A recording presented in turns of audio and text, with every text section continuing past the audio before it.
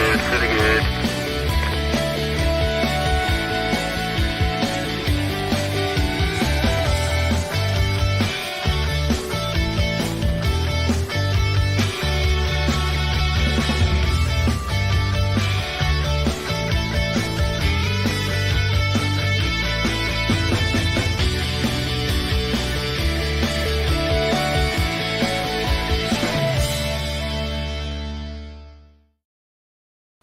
Wonderful, wonderful, wonderful. It's always my pleasure to see you guys. And as much as Brad threatened me with bodily harm, I have to tell everybody it's Brad's second day of being 29.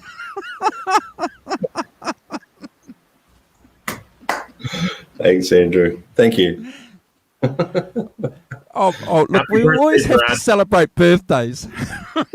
I know. I've sort of given up on birthdays a long time ago, mate. Don't worry. They're just another day now, you know. This year especially. So yeah, it's been a weird birthday this year. Like Christmas and New Year's and everything else has been a bit strange, just with everything that's going on. So, but yeah. And how are you guys going? And thanks for the birthday wishes, everyone that's sent me little messages and everyone. So thank you very much. I'll cheers to that with my big glass of water. Yeah, no problem. It's always a pleasure. It's always a pleasure to catch up with you guys. The 5150 show is a highlight for the channel. And we had a milestone about a week and a half ago, guys. So we did a bit of a shout out on the Sunday show. But I'd like to, as a co-host here with the two of you guys, extend my thanks to you two, especially for sharing the channel. Over the last couple of weeks, we've picked up 50-odd subscribers. And certainly that's because of the Rev and Brad. So thank you guys for the hard work you're doing for the channel. No worries. Thank you so much. And Rev's, you know, the Reverend, he's really good with his artwork, so it makes it easy. The Reverend has spoken. Yeah, it's cool, and we have high hopes for this channel. You know, the first milestone or the summit on the mountain is 1,000. So you know, we're pretty close to halfway there. But as we get more people in the chat room, and if you're watching this after the fact, if it's not live, just continue to share it with your friends. You know, if you have anyone out there that, you know, not necessarily they have to be a Van Halen nut, but if they just like rock and roll, I mean, we're getting into stuff that was printed out on vinyl, you know, 1903, and we're getting older, you know, in the stuff we're going to be reviewing. If you know anyone that like that era of music or is into that era of music, share this channel with them. You know, there aren't a bunch of Van Halen nuts like us, but we could maybe convert a couple. I'm still trying to get Simon to come over to the dark side of the force, but he's towing the line really tightly. But just share the channel, and it gets better and better every week for sure. Yeah, and you know, Simon will be in the chat later on. He said that he would be.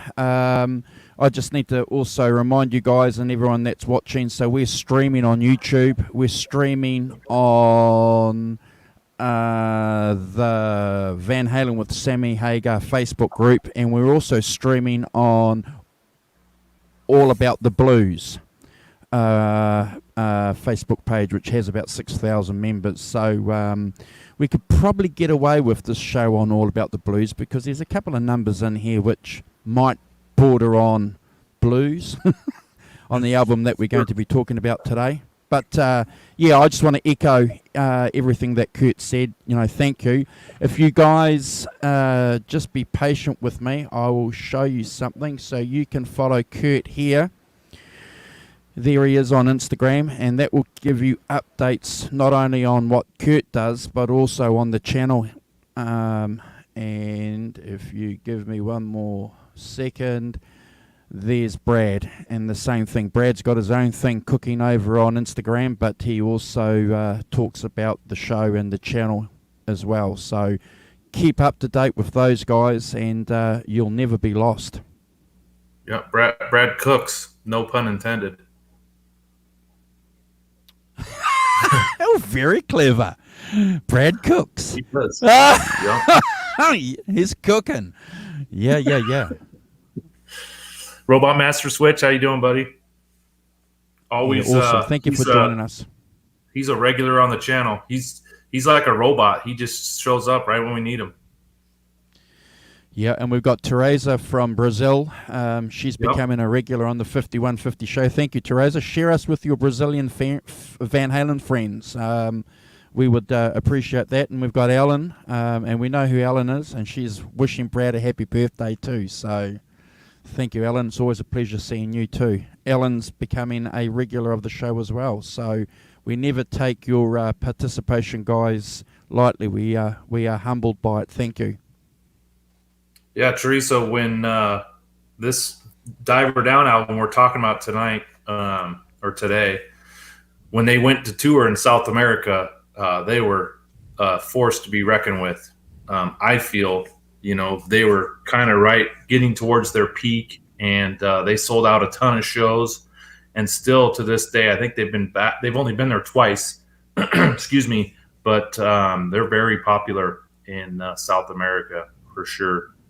Big following there. R2R3 locking nuts in the chat. Hey, brother, all the way from Chicago. Chi-Town.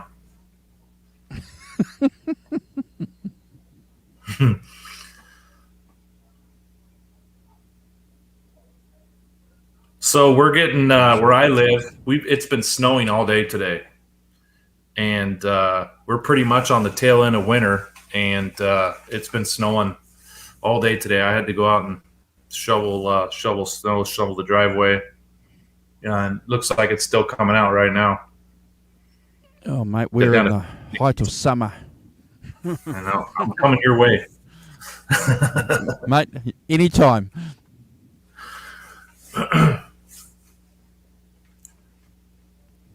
So we've got Mike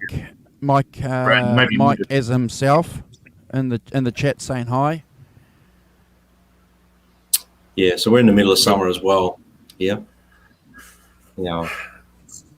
So, Brad, I see you had to say goodbye to the gymnasium for 5 days. Assuming that was politically related, but do you have a gym at home that you can kind of catch up on in the garage, or what do you do? It's funny you say that. Like a couple of years ago, I had a full setup in my garage, and I sold it all. And then about, a year later, we went into lockdown, so I was kicking myself. But I found I was using a gymnasium more than I was using the equipment at home. So someone offered me really good money for all the gear, and I went, take it. Yeah. Take the money.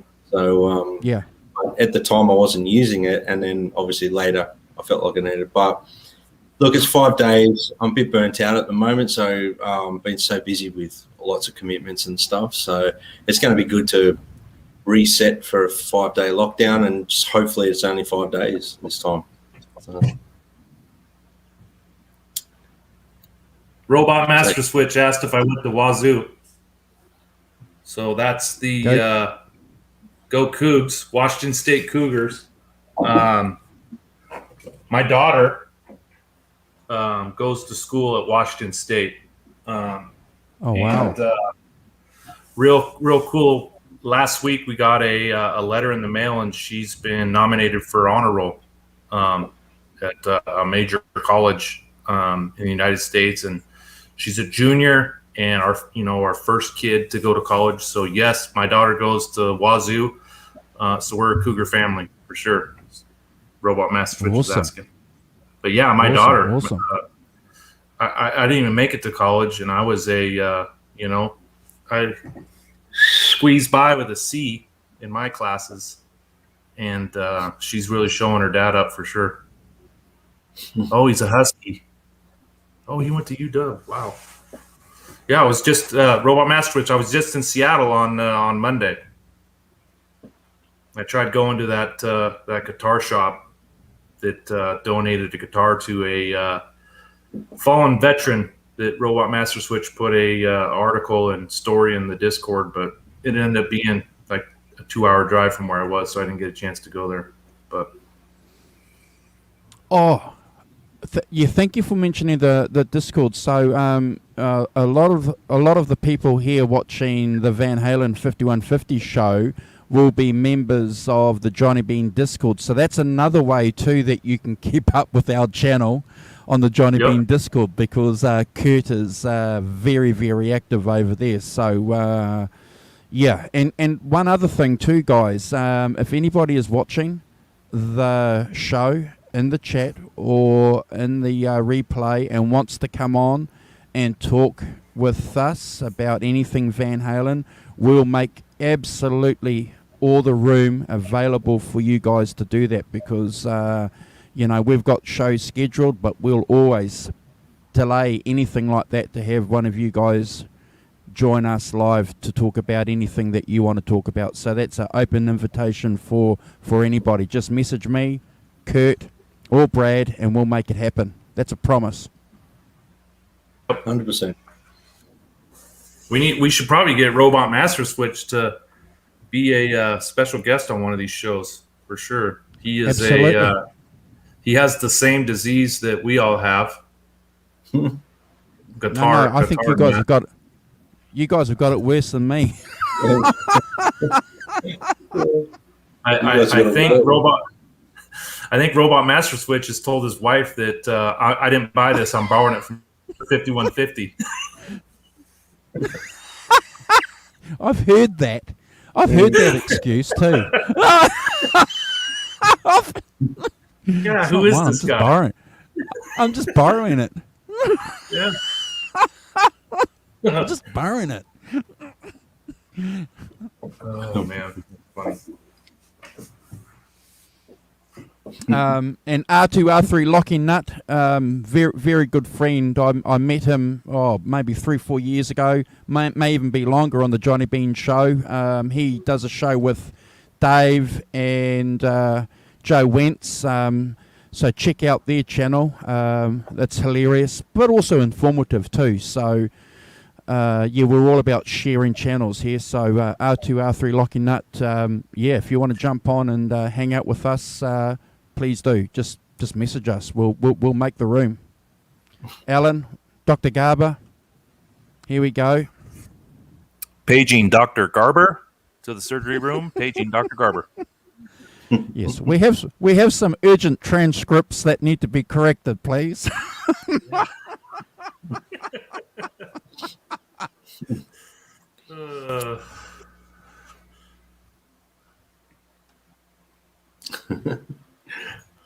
I'm just trying to catch up on the chat. I'm trying to get it open and working. So, oh well, look at the end of the day, mate. Just don't crash your computer. no, well, my computer's running well, so let's just leave it at that. I don't want to jinx it. Still, Alan Garber in the chat. Do you still have your Ibanez Destroyer?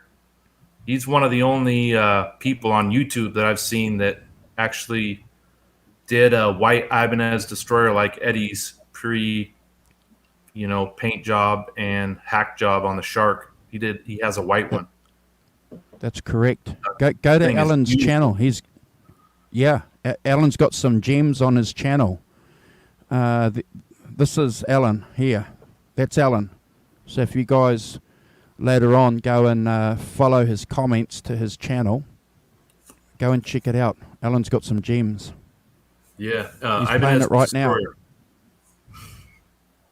Oh, he's playing it right now. Yeah, Robot Master Switch. You would appreciate this guitar. It's a gem. It's a pity we can't get photos sent to us. I know. See it. That would be nice. Maybe when we do the Van Halen 1 album. I think Alan can. Alan, can you send me some photos on Messenger? There might be a way for me to pop those messengers, those if he's photos hopefully up he's wearing in the chat. pants. Yeah, only if you got pants on.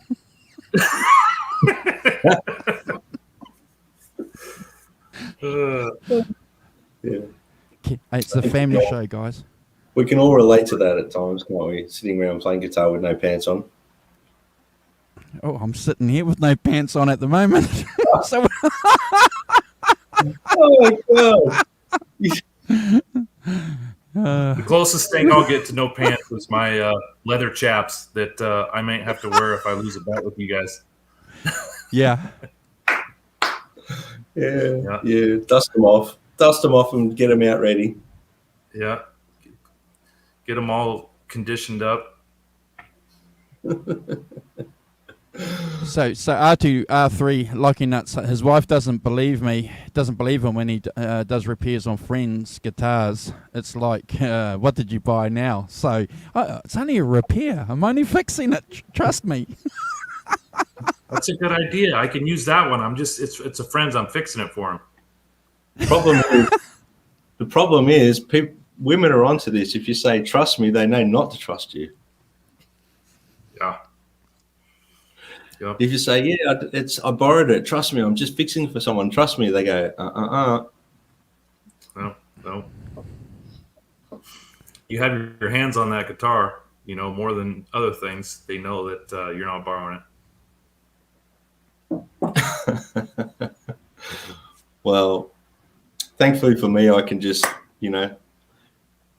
do the online looking and guitar porn thing, and I can get whatever I like without having to answer to anyone. Yeah. Speaking of that, so we were going to try to get Rob Johnson to join us either tonight or time this week. Man alive, does that guy have a collection? Well, I sit and watch his episodes and when he jumps on Johnny Bean and all that, and it's like gear envy. It's like, wow, it's unbelievable. What do we got here, Andrew? This is Alan's Destroyer. Oh, nice. He's got some toys hanging in the attic too. That thing is beautiful, man. I love it. Yep, there it is. You guys have the same six pack. That's Eddie. That's not Alan, I think. Yeah. Oh, okay.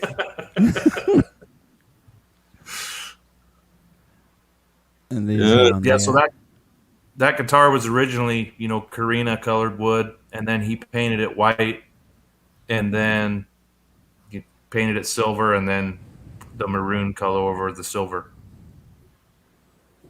But anyway, back to Rob. 53 guitars. 5 of them aren't Eddie Van Halen guitars, and his goal is to hit 60, and he thinks he's going to be done.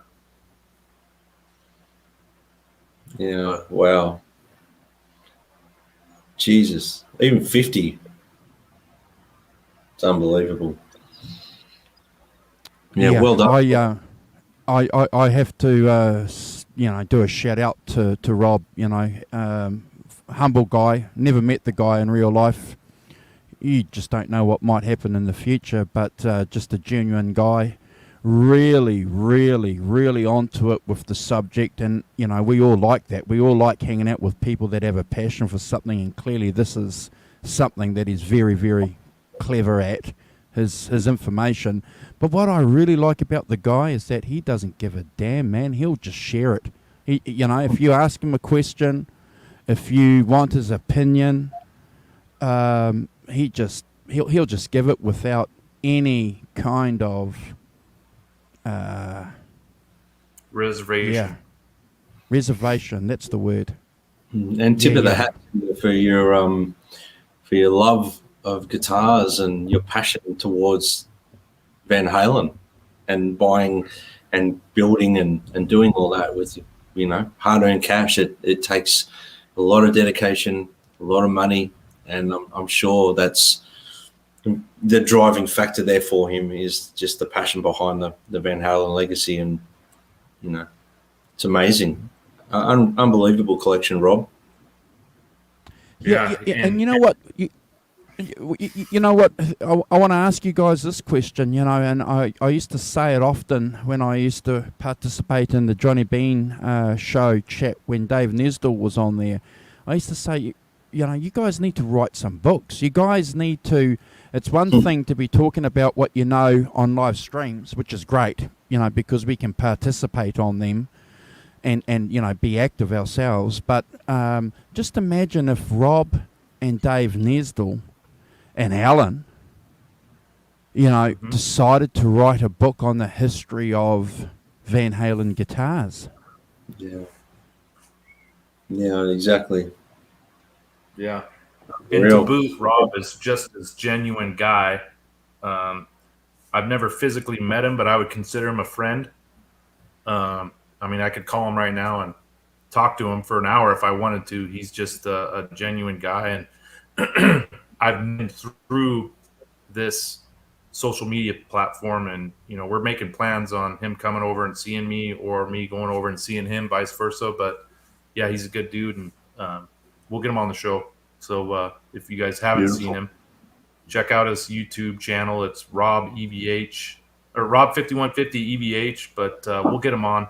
And Rob and I are talking about doing a Eddie Van Halen guitar timeline from his first Del Rey all the way through to, his passing, and going through every guitar that he has known or been seen to play, who built it, where he got it, when he got it, what pickups were in it, what neck it had on it.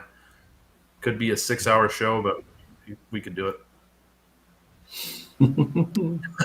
Oh, yeah. Yeah. Well, it would be an absolute highlight for the channel, and a pleasure for the channel if we manage to get him for even an hour.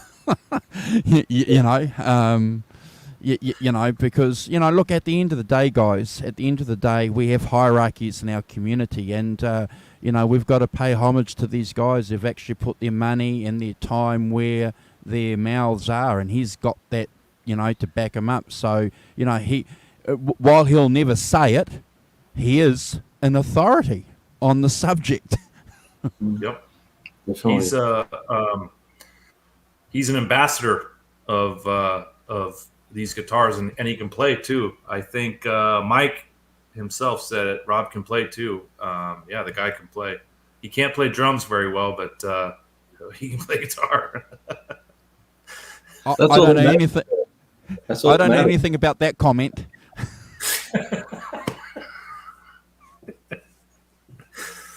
So you obviously know a lot better than a lot of us, Kurt. Okay. I do. He, he got me started on this, so he's my my mentor, I guess we would call it, for sure. He's the guru. He is. He's the EVH guru. He's got a tattoo on his arm. He bleeds Eddie Van Halen. Yeah, I couldn't believe he got that. That's quite recent, only a couple of years ago. Less than that. That was like, wow. Yeah. Wow. I can't believe you didn't get it 5 years ago. Yeah. Wow. Oh, here we go. This is a good one. Yeah, there you go. Rob is Kurt Steeler. He is. Jump over to Rob's YouTube channel if you're not sure who we're talking to. Kurt just mentioned it there. We'll probably put a link to it in the description somewhere. And check it out, guys. Check it out for yourself. You'll have gear envy like I do, but you'll have a lot of admiration for his passion for Eddie Van Halen's guitars and his playing as well. So check him out. Definitely worth getting over there. I've been diving into his channel lately, which has been awesome. Last night I spent 3 hours watching his guitars on Diver Down just to get myself freshened up on the show for tonight, as I laid in bed with the earphones in. Beautiful. Well, I think that's probably a good place for us to kick off the show, Kurt. Yeah. I think it's probably the floor is yours. The introduction to this album is always a highlight part of the show. So if you guys want to sit back and participate, and also if you have any questions for Kurt especially, just throw them in the chat. I can't guarantee you guys that we'll get to the questions because, obviously it's a talking thing from the host's point of view as well, So, but we'll always endeavour to try and answer any questions or correct anything that we've said that may be wrong. Feel free to do that too. Right. And Well, Andrew, if you want to highlight Alan Garber's message here, talking about it, this whole guitar, I would call it it's a mob. You have your hierarchy and you have your people who are underneath him and people are underneath him and they learn from him. This is kind of the mob of the Eddie Van Halen guitar right here that Alan Garber's talking about. The Jerry Likas, the Dimitris, Scott Smith. Scott Yep. Smith's got a straight line to Eddie Van Halen, of course, and working with making the guitar bodies and necks. But yeah, right there's that's the hierarchy right there. Yep. And one of the great things about our channel and our show is that we're just ordinary fans. So while we're paying respect and we give respect to the guys that are close to the information and are the information setters, at the end of the day, our channel is just some fans just hanging out, sharing our opinions. And if you guys ever want to get into a position where you want to do that yourself, just get a mic, get a cam, and just jump on YouTube and start your own channels and just talk about the stuff that you love. It's great. It's great fun. And if you get a couple of good cats to hang out with, it's even better. Mm. Yep. All right. Well, let's get this thing started. Robot Master Switch, I hope you're nestled into your lazy boy, your Barco Lounger, you're snuggled in a Wazoo Snuggie, and you got a big bowl of hot popcorn in your lap, and you're ready to ride. All right. Diver down. So before I get started, I know Brad talked about this last 2 weeks ago when we did this. Make sure you guys rank the songs as well in the chat as we go through each track by track. Go ahead and say 7 out of 10 or 10.5 out of 10. Rank the tracks yourself. We'll jump in there and we'll, if we see something that we want to share, we'll definitely share it. So make sure you guys rank the tracks as well. But Diver Down, 5th studio album for Van Halen. What do they call it? The Van Halen 6-pack, right? The first 6 albums. Here we go. Diver Down. This is number 5 out of the 6-pack with David Lee Roth. 4 million albums sold. To date, producer and highest ranking album out of the 5 that they had put out at the time in 1982. And of course, as we all know, Oh Pretty Woman was the reason for this album to come out. And kind of one of the things I wanted to talk about was this album gets a lot of critical comments, or people don't take it seriously due to the covers. And I feel like Ted Templeman is kind of the fall guy when it comes to why this album has so many covers. So I'm not necessarily going to deep dive into the album, but I want to talk a little bit about the covers on this album. So as you guys know, Ted Templeman was the producer. He produced the first 5 albums. And at that point, if any of you guys have read Ted's book by Greg Renoff, that at that point, Ted Templeton had produced 4 albums before that, and 90% of the covers that were on the Van Halen albums before this one were all chosen by the band. So a lot of the critics or some of the people that are Van Halen fans always blame Ted Templeton as the person that brought these covers to these albums, but it was actually the band who brought these to the stage. And if you think about it, You Really Got Me, Ice Cream Man, You're No Good, all those were Dave's idea to record. And nothing against Dave, because I think he's a very not inspirational, but he's intuitive when it comes to doing some of these songs. But I think one of his downfalls was that he lacked the creativeness sometimes when it came to writing lyrics, or he would hit a lot of roadblocks. And I think his first line of defense was to do a cover to make up for the fact that maybe they were struggling, or he had writer's block when it came to writing these songs. So Yep. as they finished the Fair Warning tour, the whole band wanted to take some time off. And typically, the 3 tours before, Eddie had written a lot of music on the road. And what they would do is after they would get off their break, they would go into Dave's basement. They would all rehearse all the music that Eddie wrote on the road. And Ted Templeman will go down to the basement. They were isolated. They were away from distractions. And he would pick songs that he thought would be good for the album. All those were throwaways. And then they would take those quote-unquote demos to the recording studio, and that's what they would build off of. Well, after they got off the Fair Warning tour, the band wanted to take a break, and David Lee Roth had this grand idea that let's put out a single. As you guys all know, Dave was, showboating, and we all know that he wanted to do this "Oh Pretty Woman" video, so he needed a song for it. So they picked "Pretty Woman" as a cover to do this video. Originally, if you back up a little bit, Dave wanted to do Dancing in the Streets. Eddie struggled with putting some music together for that track. So they went to Pretty Woman from Roy Orbison. They did the video, and they released the single. Well, lo and behold, it's a hit. And all of a sudden, they got Warner Brothers breathing down their necks saying, hey, you guys got a hit. We need an album.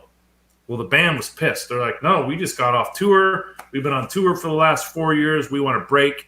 We need a break. We don't even have any songs written. Leave us alone. Well, finally, after back and forth, Van Halen caved in, and Noel Monk had promised Warner Brothers they were going to do an album. So they got forced into the studio to produce this album. Well, when they did the Pretty Woman, they did it in Sunset Sound, which was the same studio that they used for the 4 prior records. And they tracked "Oh Pretty Woman." They tracked the B-side, which was "Happy Trails," and then they also did "Intruder" for the video, which we'll get into a little bit later. Well, lo and behold, Sunset Sound wasn't available, so they had to react, and they went to Amigo Studios, which was actually a Warner Brothers owned studio. And they didn't have any songs to bring to the table. They didn't even have time to go to David Lee Roth's dad's basement and do any kind of rehearsing. They were basically stuck with putting some tracks together with no content. So, of course, what do? You fall back onto doing some covers. And if you think about this album, how many songs are on it? 12 songs, and there's 4 covers, and 1, 2, 3, basically 4 instrumentals, if you call Happy Trails an instrumental. So this album's kind of broken up into 3 pieces. You have your instrumental songs, you have your covers, and then you have your 4 actual Van Halen songs. So really, it was thrown together. It was thrown together in 12 days. They actually tracked it song by song, so they didn't move on until they finished that specific song, which they actually did in 1984 as well. But this was the first time that they had tracked and recorded songs that way. In the past, they had kind of just done sections and went back and did lyrics. Well, with this, they didn't move on to the next song until they had that one finished. Let's see. They took a couple songs off of, or they took one song off of their Warner Brothers demo and used it in this song and changed the name. They actually had "House of Pain," which was a song they were going to use for this album. Didn't make the cut, which went into 1984, which may be something that people don't know out there. but this album cost $46,000 to make. They did it in 12 days. Little overdubs. It was done really quick, and the album did really well. The critics gave Van Halen a hard time, but the album sold. Regardless of the covers, the people still bought it because it was Van Halen. And if you're a true Van Halen fan, the 4 or 5 songs that are theirs, great songs. You just got to put up with all the rest of the stuff that's on there. And if you're like me, I love everything Eddie Van Halen. I'll take all 12 songs on this album, regardless of if they're covers or not. So, and we'll get into it a little bit later, but I kind of call this Dave's solo album. Everyone calls 1984 Eddie's solo album. I call this Dave's solo album, which we'll get into a little bit later. But this is kind of a step to Crazy from the Heat, and was Eat 'Em and Smile was his first one, right? I think they're pretty similar when it comes to some of the content on this album. So it got released in January. And then, in March, excuse me. And then they went right out onto the road, and they had a huge tour. They did a big United States tour, and then I think they did three legs, and they went into South America through the end of 1983.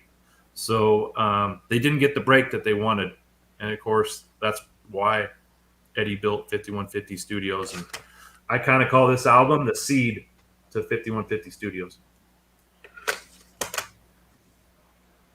Brad, over to you as I get some water. I'm parched from talking.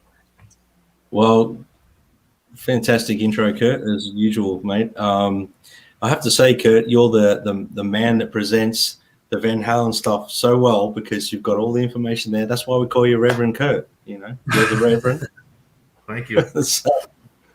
But yeah, it's a great look. This album, I'm sure everyone's listened to an phone interview with Guitar Player. Who's the gentleman from Guitar Player that was interviewing him?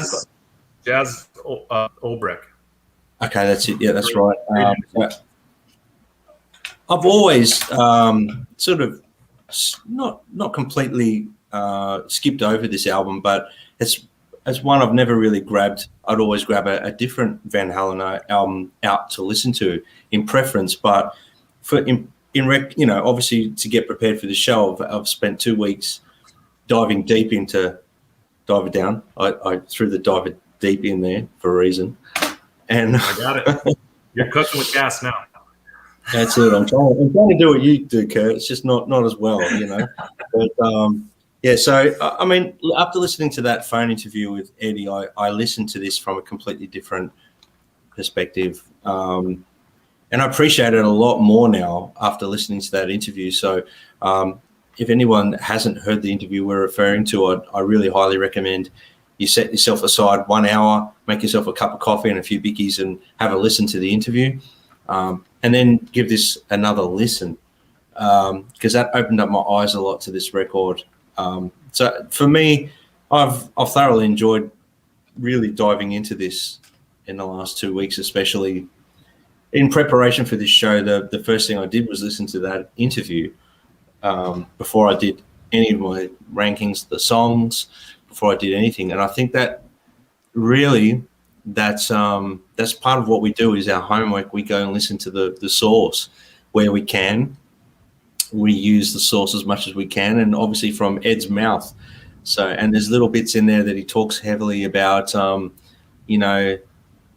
don't print this, but he'll go into depth and dive deep into some of the reasons. So it's beautifully done. So I highly recommend you go and listen to that. But onto the album, like if you go and listen to that interview, then listen to this album, you'll really appreciate even the covers, which is something I never really appreciated as much before listening to the interview, because Ed makes a point of saying that he works just as hard on a cover song as he does with his own songs. But it's or even after you've watched the show, go back and listen to Diver Down, and that might give you some inspiration too. So yeah, That's we it. have to Better. have to put a plug in for the show. I know you're going to yell at me after the show now because I didn't plug it. So yes, and so yeah, obviously, guys, touching on what Andrew said, after you listen to us present this show and our rankings and Kurt's wonderful intro, go and have another listen to the record. On that note, I'm going to pass over to Andrew because I think I'm going to have a drink of water and recollect my thoughts and concentrate on promoting the show. Hold on, Brad, real quick. No. One thing that's cool about that interview, if you guys, when you listen to the interview tomorrow after you've watch this show, Eddie really promotes this album. And later on, you always hear people talk about how he dogs this album. Well, in this interview, he promotes it and says it's great and he loves it. So I don't know. It's well, there's a quote there in that interview where he says, just because they're cover songs, I'm playing on them and they're my songs, and I put a lot of effort into those songs. So, and he was bagging on some of the critics too. That just because the critics say that we've put 6 covers on here, who the hell are they? So it's a revealing and very, very, very humbling presentation of Eddie's thoughts. Ringing the guy back and saying, "Is this okay for me to talk to you now?" It's just the best guitar player in the world ringing you, asking you, "Is it okay?" No. Can you ring back in 3 hours' time because I'm having dinner? Yeah, or he says, "Am I boring you?" Eddie asks him, "Am I boring you?" Yeah. Yeah, it's a good interview. Look, for sure. Look, guys, I'm older than you, both of you guys. So I remember when this album came out. I was listening to this album. I was in the what was it, 4th form or 5th form at school when this album came out, and I have to tell you guys, this album was huge with my circle of friends. We didn't know anything about the covers. We knew a couple of the songs were covers, but we were just happy to listen to this guy called Eddie Van Halen. We were in awe of this album. And when we get through and talk about some of the tracks, we'll talk more about some of these tracks just having more of a spell upon us. But there were 2 things in 1982 from when was this album released, Kurt? May? March. No. March. Yeah, March. Okay. March 82. Okay, so there were 2 things that my friends and I were talking about in April, May, and June 1982. It was Diver Down and the Falklands War, because the UK had sailed a fleet over to the Falklands and decided to have a bit of a fight with the Argentinians over this island. So they were 2 things, especially that we were talking about. So. I have a soft spot, guys, for this album, and I was just saying to the guys before in the green room, I had a bit of an epiphany, because maybe when I was ranking some of the songs on the previous albums that we had done, maybe I was comparing albums to albums, but that's not what we're doing. We're not comparing albums to albums. We're actually ranking the tracks on the album. So I was just mindful of that little epiphany that I had that I wanted to share with you guys. So, yeah, thank you for letting me just put my 2 cents in. Yep. So April 18th is when he was released. But of course, they Oh Pretty One was released in January. So Brad, do you know what the first song on this album is? Off the record, Where Have All the Good Times Gone? Wrong. It's actually Secrets. Really? First 20 seconds of Where Have All the Good Times Gone is the last 20 seconds of Secrets played backwards. You guys want to hear it? Dun, dun, dun, dun. Have you got it? You want to hear it? Yeah. Yeah. She get crazy. Wanna get crazy. She can't go.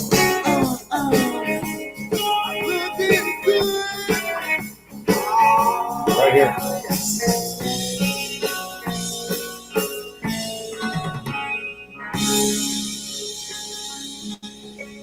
Hey, Nelson. Okay, now hold on. That was the end of Secrets. Now imagine it backwards.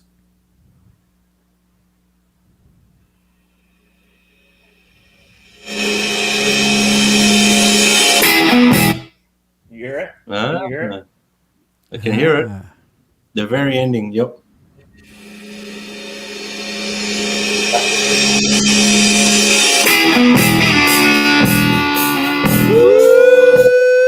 Yeah. That's all right. Can't help Yeah, I it. can hear it Can't now. help it. Yeah, so the Well, first there you 20 go, see? seconds of Where Have All the Good Times Gone, or the last 20 seconds of Secrets played backwards. There you go. I That's did what- not know. Wow. That's what the Reverend brings to the show. The I deep. had Wow.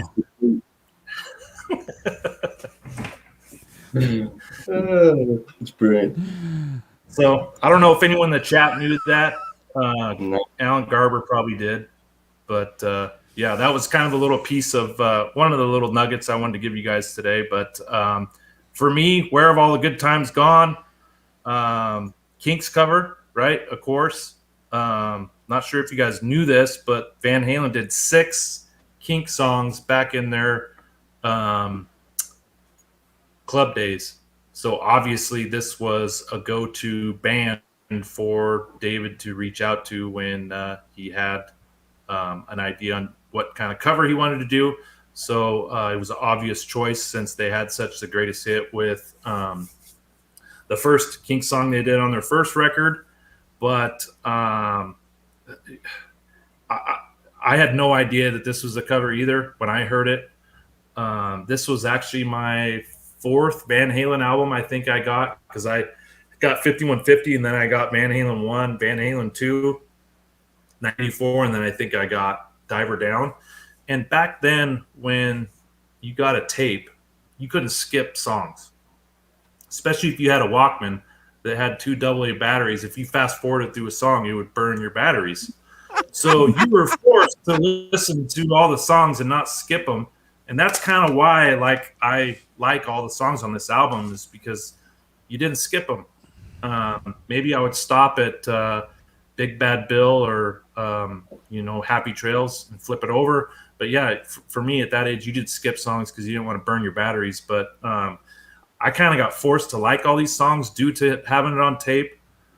But of course, Kinks cover.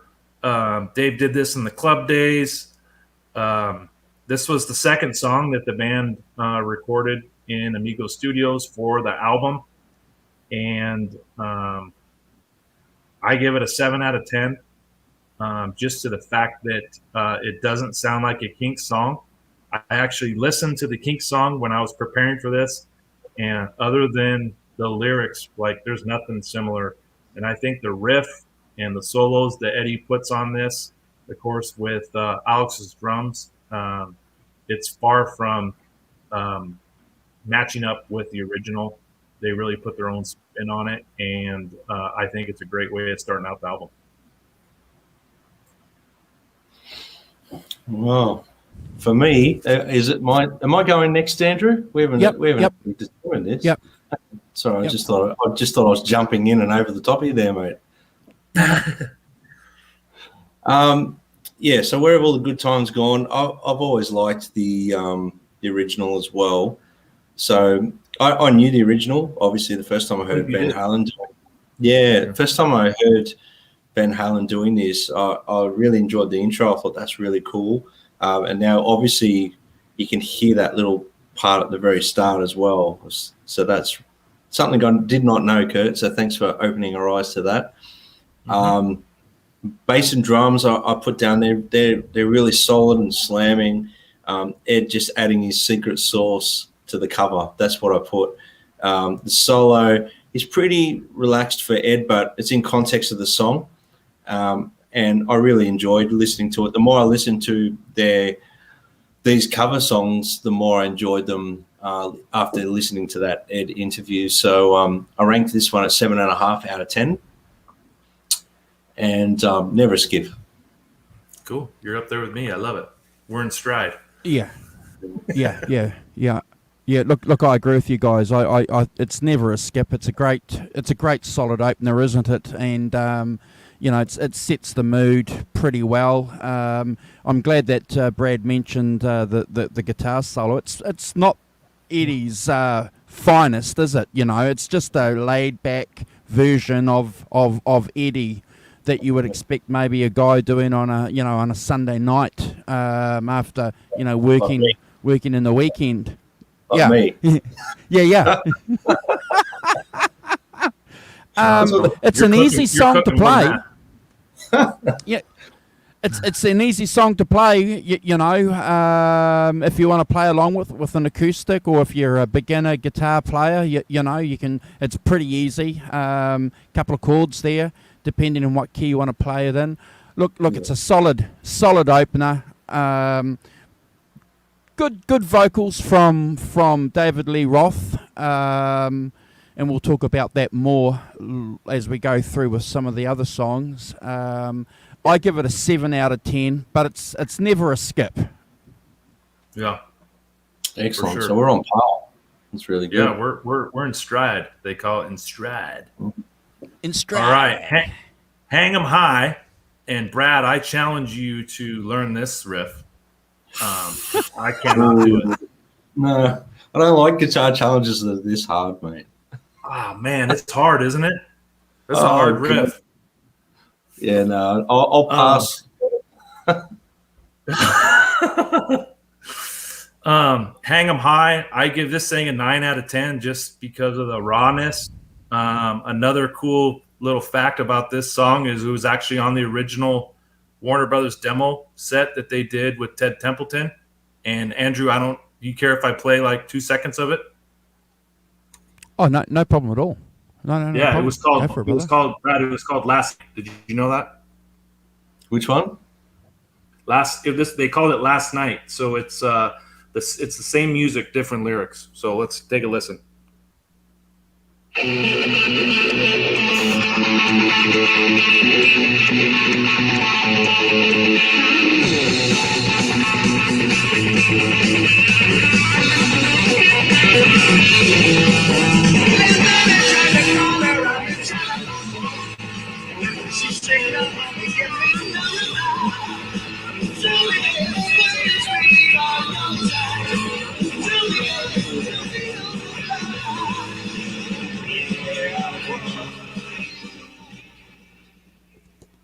We can't get flagged on that one because it's not copyrighted. But so that's Last Night.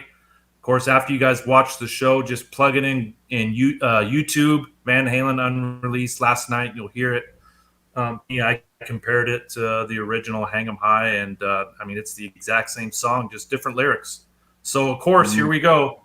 They have no time. They got 12 days to put this album together.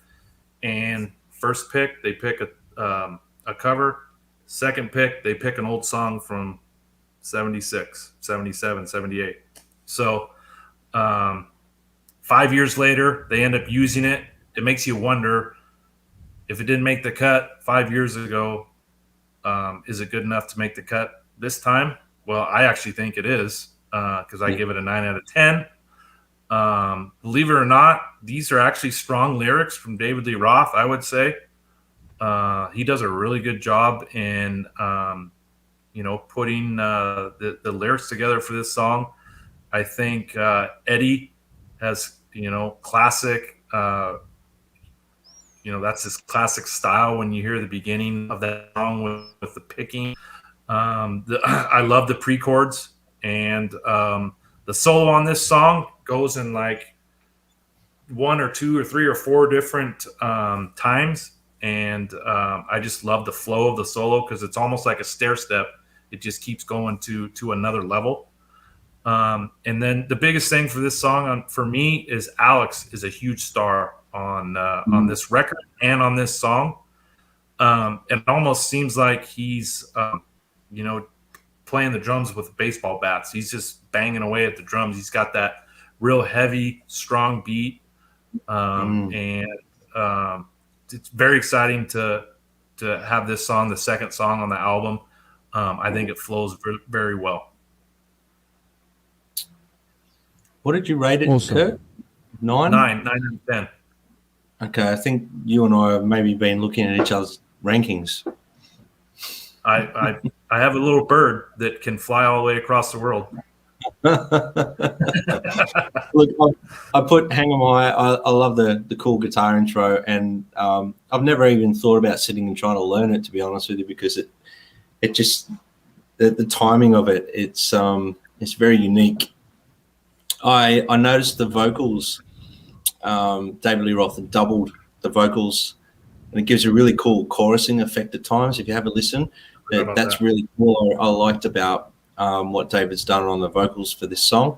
I love the up-tempo bass and drums, and I did highlight Alex sort of really comes across strong on this track, and in particular on this track and the rest of the album. But he always comes across really strong. I think he was always, probably the backbone of Van Halen without a doubt. The solo obviously goes it's like a new path, like a new journey within the song. And I really love how Van Halen, and I've said it before, always seem to do that. They go on a little journey with the solo and then they come back, which is really cool.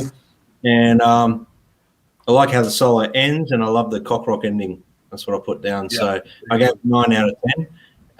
Like I said, I think Kurt's been looking at my notes, but that's okay because you're going first this week, so that's fine.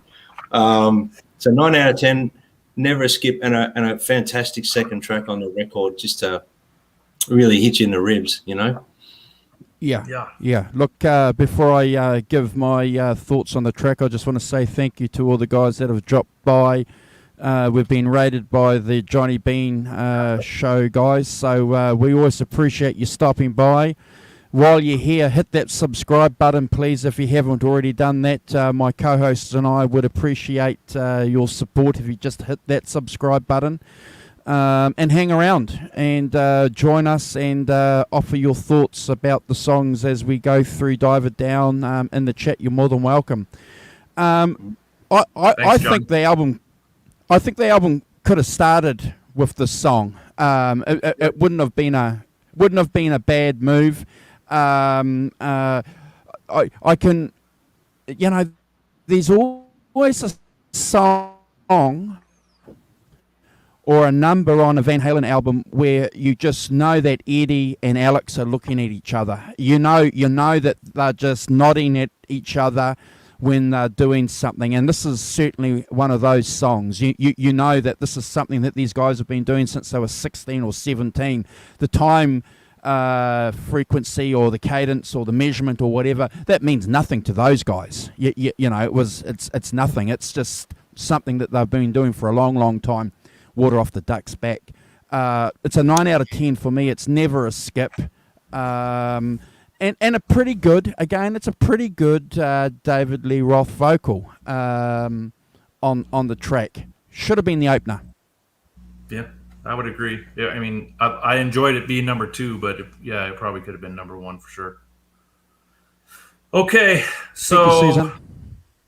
Yeah, thank you, Susan. Cathedral. Thank you, Jeff. I sent you guys this song earlier today. I'm going to play just a smidget of it so we don't get flagged. But Van Halen toured with Aerosmith in 1979, correct? And this album was written in 82, right? So we're going to play this song off Rocks. This is Aerosmith, Nobody's Fault. I'm just going to play the first 20 seconds so you guys can hear it. And if you guys know the beginning of Cathedral, tell me if there's any kind of similarity.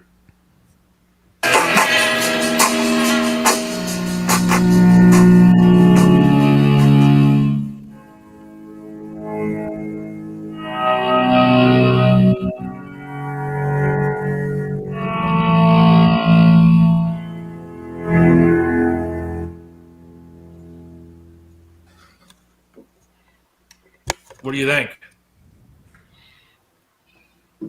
Yeah. Can you hear some influence there? Yeah, the beginning really sounds similar. And, of course, Eddie puts his spin on everything he does. But I don't know. I can imagine, we'll get into this as we get to the earlier albums. But, there's some stuff they were inspired by Cactus earlier on in their albums, and to me, it sounds like he may have taken hearing Joe Perry play this and put his spin on it. You know, Possibly, might have what do you even guys been think?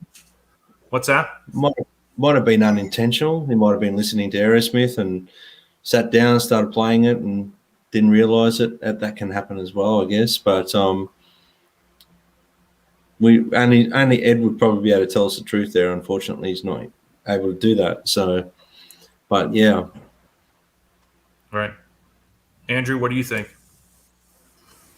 I think that's a good argument. There's a good argument to say that he's heard something and thought, ooh, guitar players do that. We've been doing that for a long, long time. It's a very, very good argument. I'm going to say what KXM Rock is saying, kind of similar but different. Yep. And they did blow Aerosmith off the stage. And I think if you guys listen to that Jazz Ulbrich interview, he talks about Joe Perry. I don't think they got along very well. Doesn't sound my like favorite story is when Van Halen had that van brought out to the parking lot at one of their concerts, and they spray painted Aerosmith on it. And they kept saying, "Hey, whoever has this van, can you please get it moved? We're going to tow it." And Van Halen brought a tank out and they smashed it, and it was all their idea. But they had they painted Aerosmith on the side of the van to kind of get to the band. But so it's something cool. But Eddie actually played parts of this on the World Invasion tour in '81. He used the 1961 Strat plugged into an Echoplex delay and a chorus. He actually captured this on the first take in the studio. He did it twice. The second time, his volume pot froze up. Of course, you guys know with the low friction 500K pots now that they can do like 1 million turns before they wear out. So if any of you guys seen that picture of Eddie backstage in front of his practice rig, and he's got the Frankenstrat pick guard open and he's spraying the volume pot with like a electronic lubricant. Any of you guys seen that? I think I've seen that. Yeah, he probably struggled with the old volume pots back in the day with them not performing as well as he wanted. He probably didn't want to have to replace those things every night, but it's kind of cool to know that he's once again touched another thing in the evolution of guitars. But this song is, to me, it being an instrumental, it has that organ-y kind of churchy feel. It's a perfect segue into Secrets. It's not one of my favorites, but you hear him play it live still to this day. So I think this is a big one that Eddie kind of always carries on his sleeve. It's one of his favorites. So I give it a 6 out of 10. Over to you, Brad.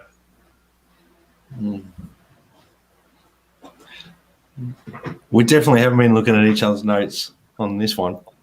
Good. We can dip. I'm glad. I was just about A little bit of controversy.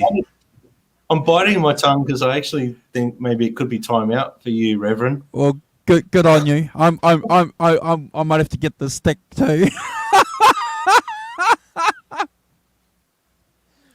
Thank you for bringing some respectability back to the show, Brad. The funny thing, Kurt's probably there. He can probably talk to us. He's just not. He's just turning the camera off. He's shy. It's okay. I'm going to try and bring some credibility back to the channel again, guys. All right. So Cathedral, beautiful instrumental.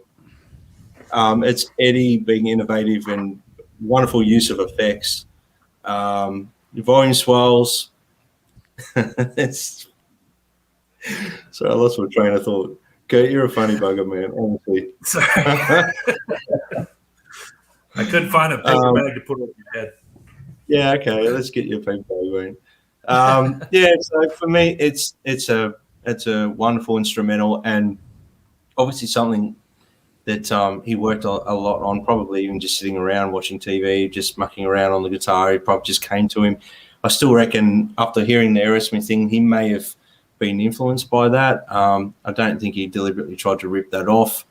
It's a common thing with guitar players. You listen to a band for that long or something, and then all of a sudden you start writing stuff and you realize, wow, I've nearly written a Led Zeppelin tune without even realizing it, because I've been listening to Achilles' Last Stand for the last 2 weeks, So it's one of those things. It's probably happened to him in this.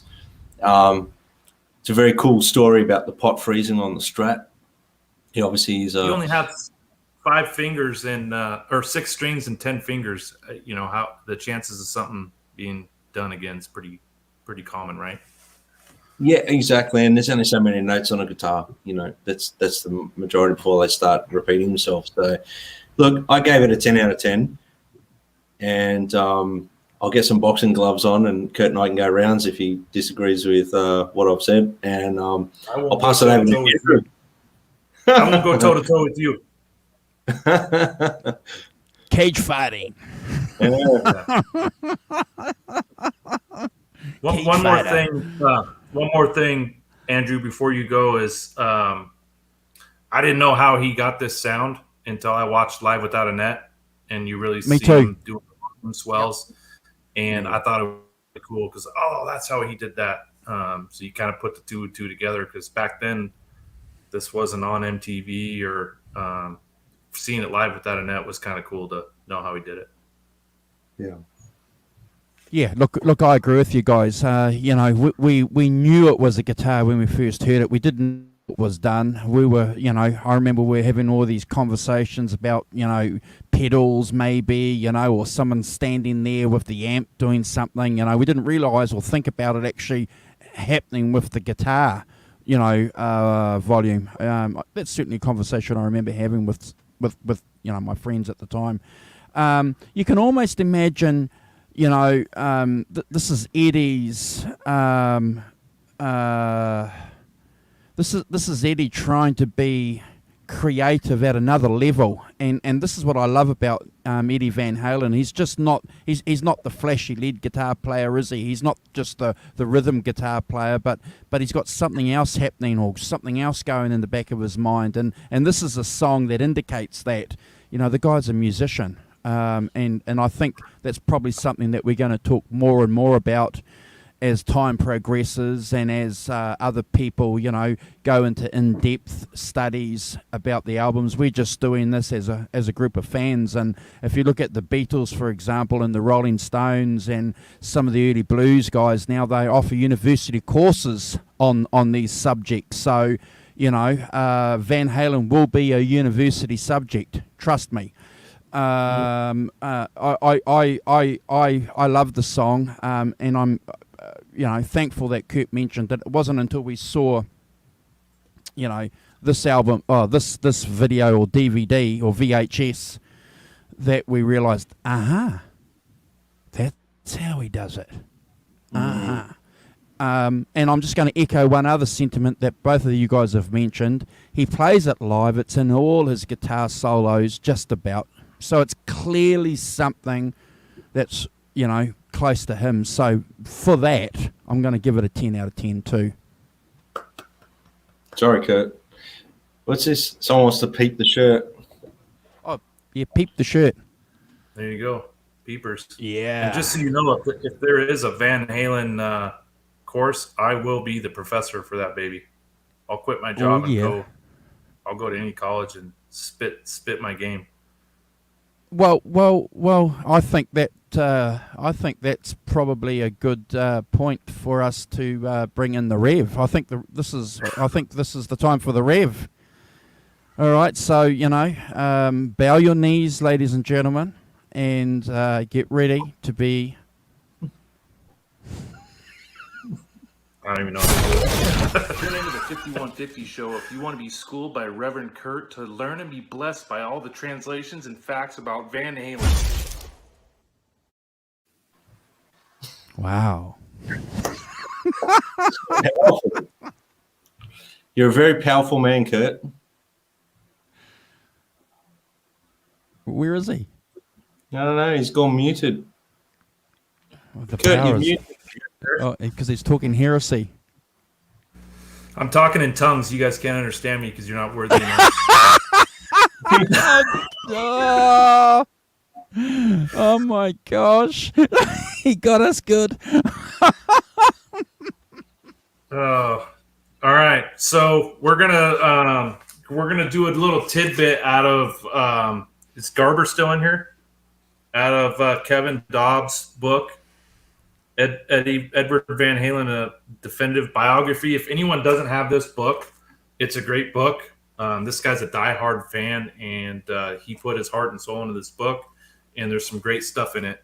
But I wanted to talk a little bit about the Diver Down album and go a little bit back to the beginning of the show where I talked about how this was Dave's solo album and why I think this is Dave's solo album. And I'm going to use the translations of Kevin Dobbs. So Dave's influence was high on Diver Down. He had written and played a synthesizer part on Intruder. He conceived and created the first and real video that Van Halen ever had. So all the other videos prior to Oh Pretty Woman were just them playing live. So he instilled his first video with all the weird, wacky characters in the video. And of course, it got banned in a million countries. So it was a waste of time. But you got to do his first video. He actually was the person who brought Jan Van Halen in to play clarinet in Big Bad Bill. So that wasn't Eddie and Alex's idea. That was Dave's. He played the acoustic guitar on the intro to The Full Bug, as well as the harmonica on The Full Bug. So Dave really, really sunk his teeth into this album, and everyone talks about 1984 being Eddie's solo album. Well, I think Diver Down is David Lee Roth's solo album. The album sold well. It hit number 3 in the U.S. charts. After its release in April, there was no new Van Halen music for over a year and a half. The interim between the albums would be extremely interesting, exciting, and wildly periodic time. So Diver Down was, I say, the stair step to the beginning. So get this book. It's great. If anyone in the chat wants to chime in on if you think this was David Lee Roth's solo album or what else he contributed to this album, or guys, Andrew or Brad, what do you think? This started the friction. Look, I'm not going to argue with you, Kurt, because the evidence is there. It's clear, and I think there's a couple of comments made earlier at the top of the show, and I think you were going to make a note about it too. It's where the division started. Between the Van Halens and Roth, and it was a struggle for control and creativity over the band. And Templeton obviously played a big part, in that role, and Noel Monk as well. So when we do reviews on the books and on further shows, we can probably talk about these theories a little bit more. And Van Halen fans are always going to be talking about that. But I'm glad that you mentioned that it's David Lee Roth's album. I'm going to this is a point that I wanted to make during a couple of songs, but I'm going to make it now with you guys. I also think it's Michael Anthony's album too, because if you just listen to all the songs on this album, the bass is in the mix, and it's pretty good. Because we listened to a few other albums later on where there's hardly any bass. So if you are a bass player and you want to hear that lyrical bass component that's playing with David Lee Roth's lyrics, it's wonderful. It's there. So yeah. Andrew, I'm glad you brought that up. I just listened to an interview with Greg Renoff today when he was plugging his book with Ted Templeton, and Ted talked about how he never really had to manage Michael Anthony, and he felt like he didn't capture him 100% because he was more worried about capturing Eddie's guitar, and then he also had to deal with fixing Dave and getting Dave to get some good lyrics in and making that mix. And then Eddie was Function. always worried about Alex's drum sound, and no one ever thought about Michael. And in this interview, he talked about how they got a different bass sound out of Amigo Studios versus Sunset Sound. So maybe the other tracks that they tracked at Amigo Studios, they were able to get a little bit stronger bass in the mix. There too, Michael Anthony's backup vocals on this album is very, very strong, and it's almost like the band follows him lead with the backup vocals and the harmonies. Hey What do guys, you I'm think, just Brad? gonna get a drink. Hold on. No, I tend to agree. I think it's definitely a David Lee Roth solo album in the making, because you can hear from this record the spin-off to some of Dave's solo career as well. So yeah, I agree. And obviously Michael Anthony, I think he shines on every album that he's playing on. I love his bass playing, and I love his voice. I love his harmonies. And he plays so well with Alex. It's amazing how, there as a rhythm section, they were so tight. And by the time they got to Carnal Knowledge record, they were just unstoppable as a rhythm section, in my opinion. They were solid. They laid that foundation down for Ed to just be phenomenal on top of it, But by that point, obviously, we know that Ed was a lot more come a long way from as a songwriter as well. So the songs are developed, and it was just overall, but on this record in particular, the rhythm section in this record really stand out to me as well. Like Alex and Michael Anthony are just so locked in. Eddie's such a dynamic guitar player. Can you imagine he was done with the shoddy rhythm section? It wouldn't have worked. Well, in all fairness, I've seen some stuff of Ed jamming, and it doesn't sound quite as good without Alex and Michael Anthony there. It never does. Whenever he's playing on other things I've seen him play on, it's always great. He's always amazing, but he just doesn't have that solid foundation behind him, which I think, hats off to those guys. They were, they still are amazing, really. Right. I hope, yeah. What's up, Cobra Kai Platoon, my buddy? Yeah. All right, should we move on to secrets? Secrets. Secrets. Let's do it. Tell us some secrets, Kurt.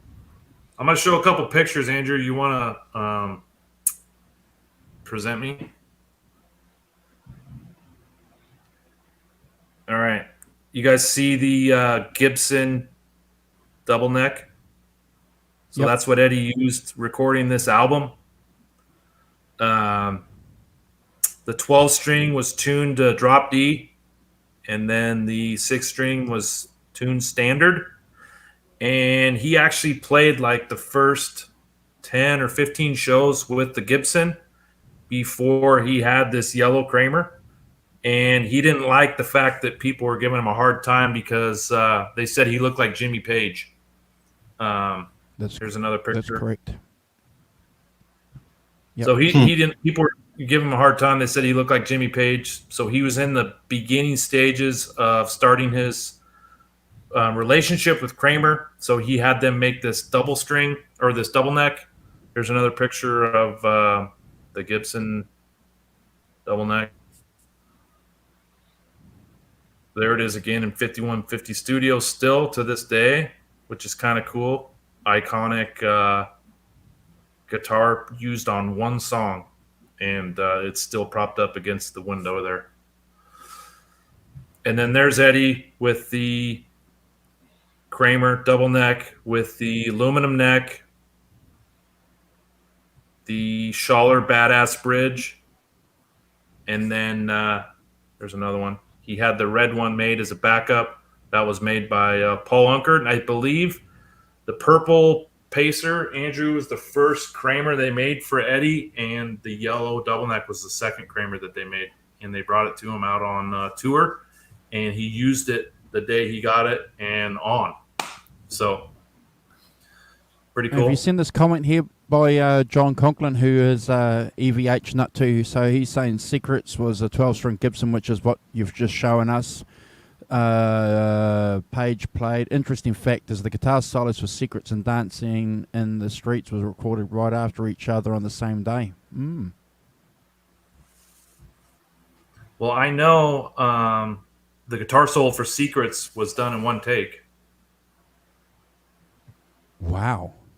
Yeah, one take. They didn't even do a second take. So if you guys hear it, it really flows. So talked a little bit about the guitar. For me, this is like their first pop ballad, quote unquote ballad that they had since Dance the Night Away in '79. But this was kind of where Eddie was wanting to go. And he actually wrote this song. This was a leftover song off the Fair Warning album. It didn't make it. Another carryover song. So here we are, 1, 2, 3, 4 songs in, and there's no original songs yet. So it's all either demos, carryovers, or what do you call it? Covers. So I love this song. It's one of my favorite on the album. Brad, I hope you're in stride with me, or maybe I can gain some of my momentum back, but I give this a 10 out of 10. I love this, the backup vocals to this, the lyrics.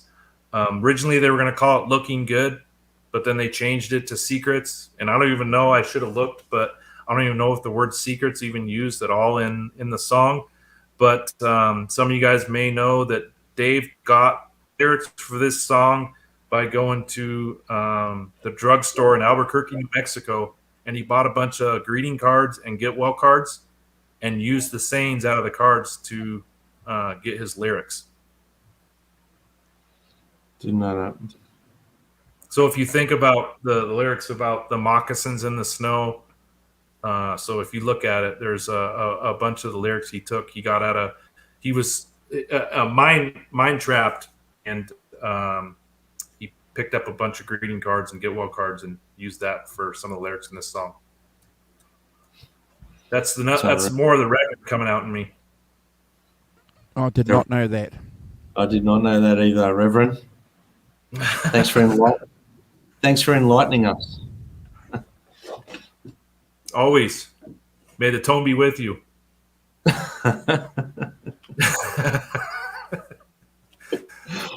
Oh goodness! So Secrets for me, it's a cool mellow vibe. The vocals and the vocal melody are really catchy. Great harmonies. The bass and drums locked in together, really cool. I put solos ultra cool. It's so far probably the best on the record for me at this point, and I gave it a 10 out of 10. Never a skip, obviously. And I found myself in the last 2 weeks listening to this driving along in the car going, man, this is the sort of stuff you could just sit and get lost to driving along, and had a bit of a summery vibe to me because I'm driving along in the summer with my sunroof open and stuff, and it's like, this is really cool, man. This is, this takes me back to being a kid again, so it felt good. So yeah, Secrets 10 out of 10 for me. Great song. Awesome. Yeah. Look, I'm going to echo again what you guys have said. That fresh air, that sunlit summer, twilight. It makes me feel like that when I hear that song. And I'm getting really excited now because this song is leading up to a couple of other really, really good songs. So where have all the good times gone? Hang 'em High and Cathedral, yeah, they've been okay. Secrets is, we're up another notch, and then we're going to slam into a couple of other holy molies. So look, that's a 9 out of 10 for me. I love it. And, look, I've said this before. I'm just looking at my notes that David Lee Roth has sung pretty good on a couple of those earlier tracks. he's continuing his vocal capacity pretty well on this song too. So, top marks to David, but never a skip. Awesome. I think we're back on par now. I've redeemed myself from the hole that I was in. Well, the next one might creep me. Yeah, I'm hanging out to see what you guys have to say about the next one. I just can't believe the amount of the deep hole you guys put me in for a minute and 20-second song. All right, Well, so Intruder. You better get this one right. This is a wild card. Intruder. All of the solos on Van Halen always mix so well into the next song. I always consider them, the beginning of "Oh Pretty Woman," Cathedral's the beginning of Secrets, Little Guitars, the beginning of Little Guitar, 1994 is the beginning of Jump, Eruptions, the beginning of Really Got Me. I just love how they put those things in gospel, as Lenny Lou calls it. But of course, the introduction to Pretty Woman. This is the second song that they wrote on the album. They did it in Sunset Sound versus Amigo Studios from the other one. But what's cool, Brad, you probably learned from listening to the Jazz Olbrook interview. Eddie used the Schlitz malt liquor beer can on the low E string to kind of get that rubbing sound. David Lee Roth played the synthesizer on this song. Eddie just made all kinds of noises, and to me it almost sounded like not necessarily a scary movie, but almost like a monster was coming or something that was built up. And the way it translated into Pretty Woman was just awesome, especially with Al's drums. He does an amazing job here. It's pretty cool. Some of the tricks that Eddie did, pushing the string down on the pull of the pickup to get that dolphin sound, rubbing the back of the springs on the claw to get that weird noise. But this one isn't the highest one on the album for me. I actually give it a 7 out of 10. Intruder. There you go. You timed out. Yeah, I've timed them out.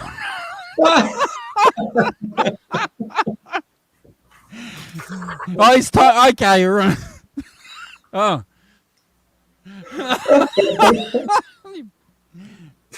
7 At out least we have some fun on this show. Yeah. Seriously.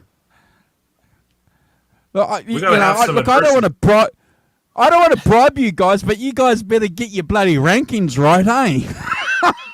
Hey, we got to have some adversity and we got to have some diversity. All right? We need it all.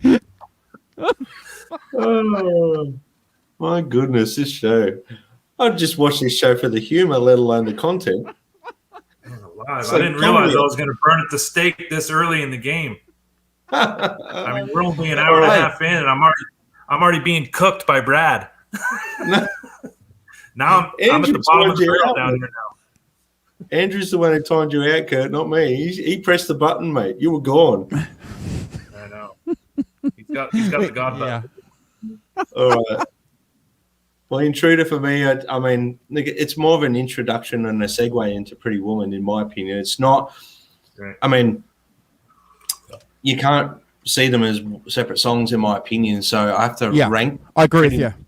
I pretty much have to rank them equally, which might give away what I'm going to rank Pretty Woman as well. But I kind of like it. It's like a cool interlude into what's to come. And obviously, Kurt, with the tricks and the techniques that you went into, like to pull the sound effects and the drums and bass again are really cool. I gave it 9 out of 10. And, never a skip. I mean, it's an awesome little segue into the next song too. It's great. So, Andrew. Oh, look, I love it. I love it. I love Intruder. Always have. And look, I agree with you, Brad. I don't think you can measure this song independently from Oh Pretty Woman. So, you know, again, I'm probably going to give away my mark for Oh Pretty Woman. I think it's bordering, on my mind, a masterpiece. And I know it's just a filler, and we didn't know that at the time. When you're 14 years old listening to this album, you're thinking, what the heck is it, you know? And then all of a sudden it kicks into a riff that you know, because everyone knows Oh Pretty Woman. You know, it's just, and then it's like, but it's not. It's Van Halen. It's like, holy cow. I love it. I still get goosebumps. It's the Steve Anderson measurement, you know, of getting goosebumps, and it gives me goosebumps. I think it's a masterpiece. It's a 10 out of 10, and I'll never skip it. Excellent, Andrew. Well, if my rankings are the same for Intruder as they are for Oh Pretty Woman, do I get timed out again? No.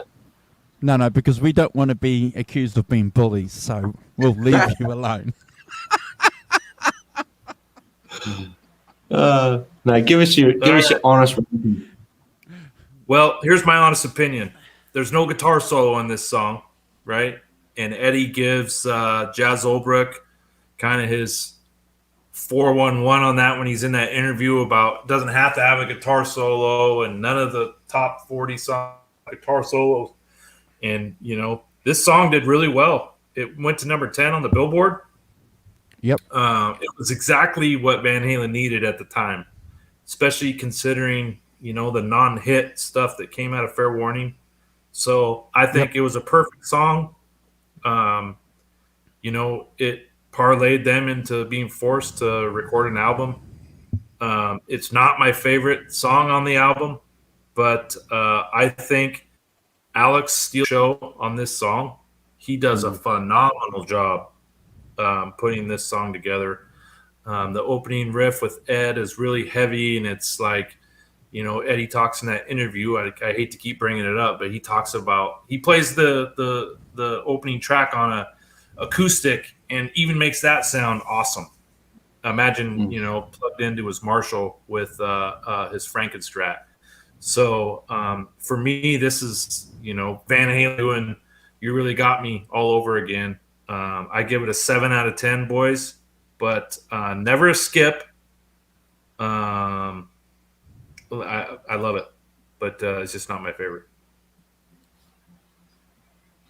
All right. Well, I'll continue my, Intruder into Pretty Woman thing. So for me, it's a great rocking cover of Roy Orbison classic.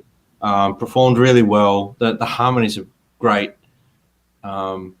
Ed's playing just some really cool guitar playing it. Obviously, there's no solo, but it's really cool. He adds those little trills in there and everything. And I love how he sort of rings out on some of those open strings as well when he's playing at the end of the riff and things like that. It sort of embellishes a few things in the original to freshen it up and actually gives it a little bit of, what can I say? It makes it juicier than the Roy Orbison version, in my opinion. Gave it a little bit more juice. So I gave it a 9 out of 10 because that's what I gave Intruder as well. Like I said, I see them as one song. But, look, I mean, if it would, in the context of, after listening to Ed's interview, like we've spoken about that many times now, maybe, I took this better after hearing that interview, if that made sense. So I probably wouldn't have given it a 9, maybe closer to a 7 before. But now hearing it after Ed talking about how he put so much effort into it, and then I really listened to what Ed's playing on it and Alex's drumming on it, like you said, as well. It's phenomenal. Yeah. So, 9 out of 10 for me. I still think Secrets edges out those two for me, if that makes sense. Maybe it's because it's a Van Halen track as well. So there you go. And Andrew. Real quick, Andrew, before you go, I got my hair cut today. I don't know if you guys can tell that it's looking sharp and fabulous. But I'm sitting sharp. There you go. I'm sitting at the stoplight today getting ready to pull into my barber shop, and I have Intruder playing, and I have a 2016 Dodge Ram Rebel, and it's got a Bose stereo system in it, and it is thumping. And the person next to me waiting at the stoplight looked over at me and gave me the thumbs up. He could hear it with both my windows rolled up, and both of his windows were rolled up. And that was Alex Van Halen's drumming that caught that poor man's attention while he was probably listening to TED Talk or something in his car. Yeah, it was pretty cool. It got me pumped up. It was good. The drum track on that. Both those songs are really, really thick. Oh yeah, absolutely. You know, and that kickoff from Intruder into Pretty Well. It's just look, you know. So obviously, guys, you know, my first measurement on this album's always going to be, you know, when those formative years when I first heard the album and discussing it with my friends at the time. You know, the chords, you know, from A minor, then he does that F sharp, you know, with his thumb over the top, and then comes down in A and D. You know, it's all simple. It's simple chords that he's playing, but just wonderful, and it comes through really, really, really well, you know. And then he's got some, you know, some wonderful tricks there with this Floyd Rose, with the tremolo. You got to remember, guys. You got to remember, when I was listening to this with my friends, I had other friends who were listening to Duran Duran, and they were listening to Visage. You know, so this was a million miles away from all the stuff that was popular on, you know, the top 10, and we were captivated by it, even though it was a cover. It's a 10 out of 10 for me, guys. I'm sorry. Unashamedly a Van Halen fanboy. I love it. And someone here has it as their ringtone for their phone. Top job. I love it. Party song. It's just fantastic. That's awesome, Andrew. Andrew, if you have that on your ringtone, it should be a 10.5 or an 11 out of 10. I'm trying not to do any Brad scores. Oh, come on. Why not? Loosen up. Yeah. Oh well, there is a Brad score though later on. But Johnny, no disrespect to Duran Duran. I'm not ditching Duran Duran, but you know, Duran Duran versus this album, the poles apart, miles apart. In 1981. All right. So should we dance on into the streets? Oh, you can skip this one if you want.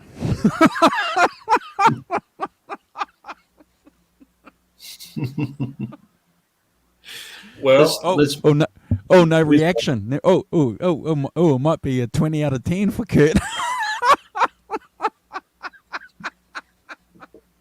I didn't realize that I just lost a couple rungs on the totem pole of Andrew as far as where you go. I'm down here now. Jeez Louise. So that's what happens when you got timed out. I know. I used to think that Eddie was doing volume swells on his guitar, on his volume knob. I didn't really realize that this was him on a synthesizer. So bravo to Eddie for getting that sound out of that mini Moog synthesizer, running it through the Echoplex. You know, this song probably would have been phenomenal if he would have been able to put it together with something else versus putting together for this cover. And of course, very soft spot with Eddie when it comes to having to use this song for this album. Still to this day, there was a little bit of a sore spot with Ted Templeton and him with this kind of getting in the way of their creativeness and who in charge of what. So not a favorite song of mine either, but I believe that the actual music to this song is awesome. And I read an article today, and Eddie was quoted to say, if I were able to put this song on a guitar track, it would have been a hit. So Right. he probably took this to his grave, quote unquote. The fact that he had to use Dance in the Streets didn't get a use for whatever he wanted to. I give it a 5 out of 10. Great background vocals from the band, but not my favorite. Yeah. All right. Well, Dancing in the Street. I mean, the bass and the drums are setting the vibe in the song, and it's pretty cool. The vocals are cool. Some great harmonies going on. Look, the solo is the coolest part of the song for me. I gave it a 6 out of 10. It's not necessarily something that I would play to someone as an example of Van Halen for me, but that's just me. So yeah, 6 out of 10, and a sometimes skip. It's a sometimes skip to get to the next track. Andrew. Hey now, Jay. Hey Jay, look, it's always a skip. It's always a skip for me. I Always don't a like skip? the song. Always a skip. I'm sorry guys, I don't like the song. A couple of years later, after this, I think David Bowie and Mick Jagger did a version of it, and that's just as bad too, you know. And I love both of them. So, look, yeah, some songs just shouldn't be covered, and probably this is one of those songs. I'll give it a 3 out of 10, guys. I don't like it at all, guys. Why don't you Well, just you say don't you get hate it? I can't say that. I can't say that. I thought about it. You just about got me, but no, I won't say that. I'm joking. Look, I think it's a valid score, Andrew. Like, if you're not,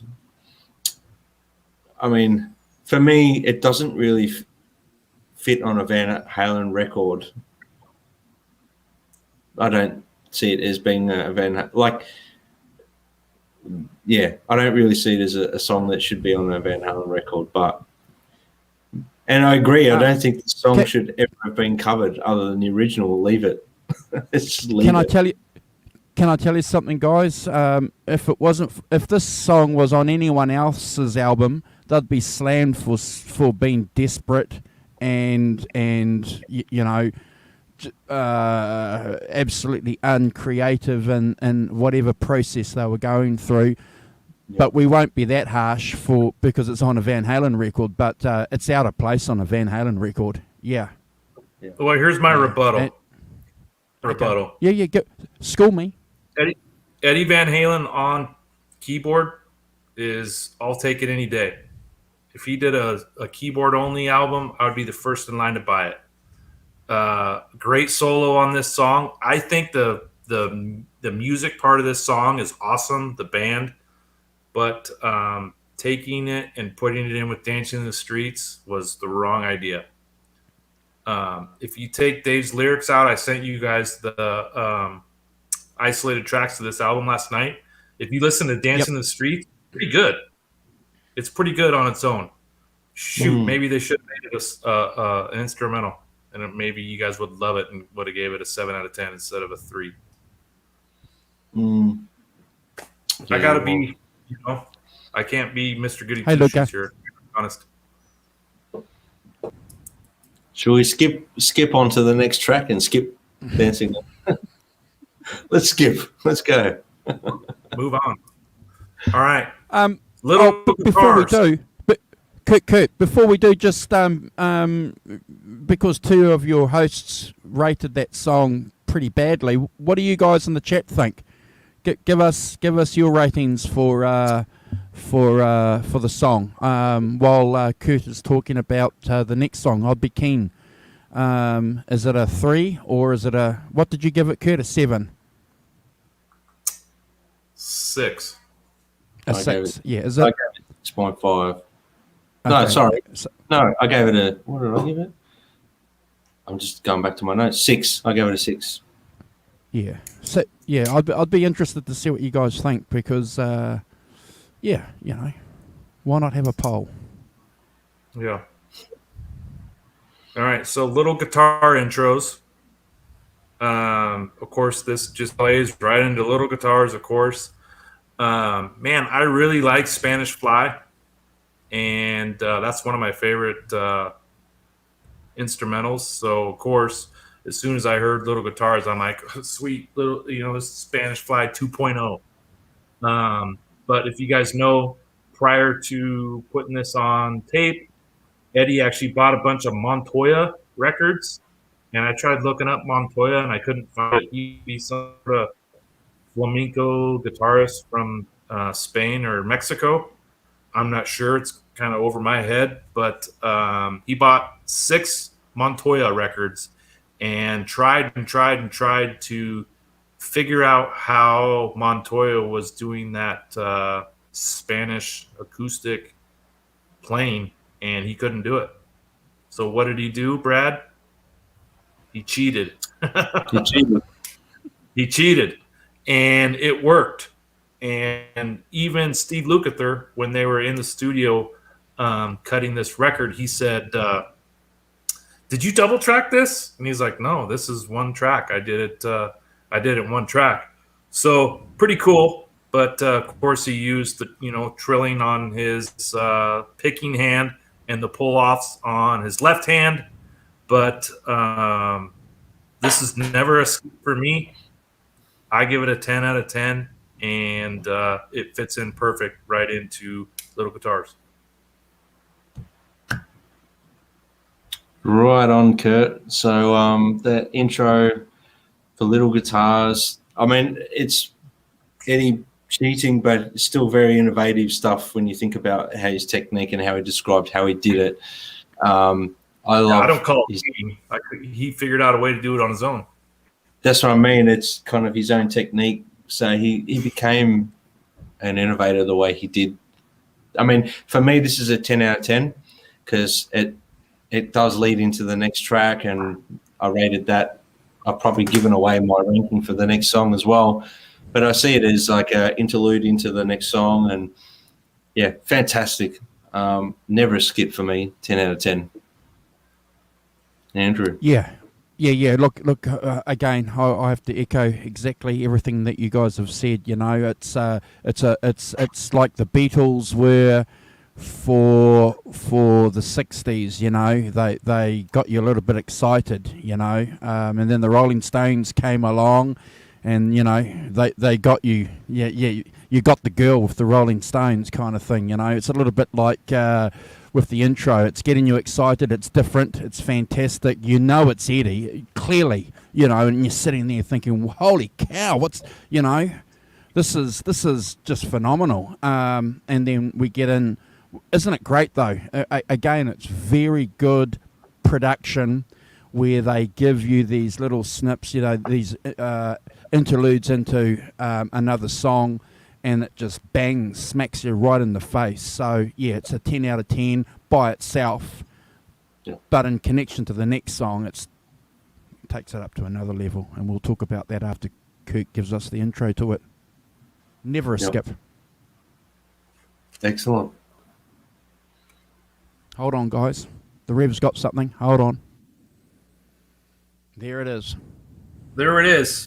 So the Reverend, he's going to speak his word. In 1981, during the Fair Warning Tour, on August 30th, Eddie played a show in Nashville, Tennessee. He met a guy backstage named Dave Peshalot. He showed up with the mini Les Paul. Ed loved it, and he asked him to make him one. The next day, Dave Peshalot brought Eddie this mini Les Paul. As many of you guys may know, a little guitarist from the little city of Texas, from the band ZZ Top, had a guitar called the Chihuahua or Chachina or something like that. This was actually before Billy Gibbons had his mini Les Paul.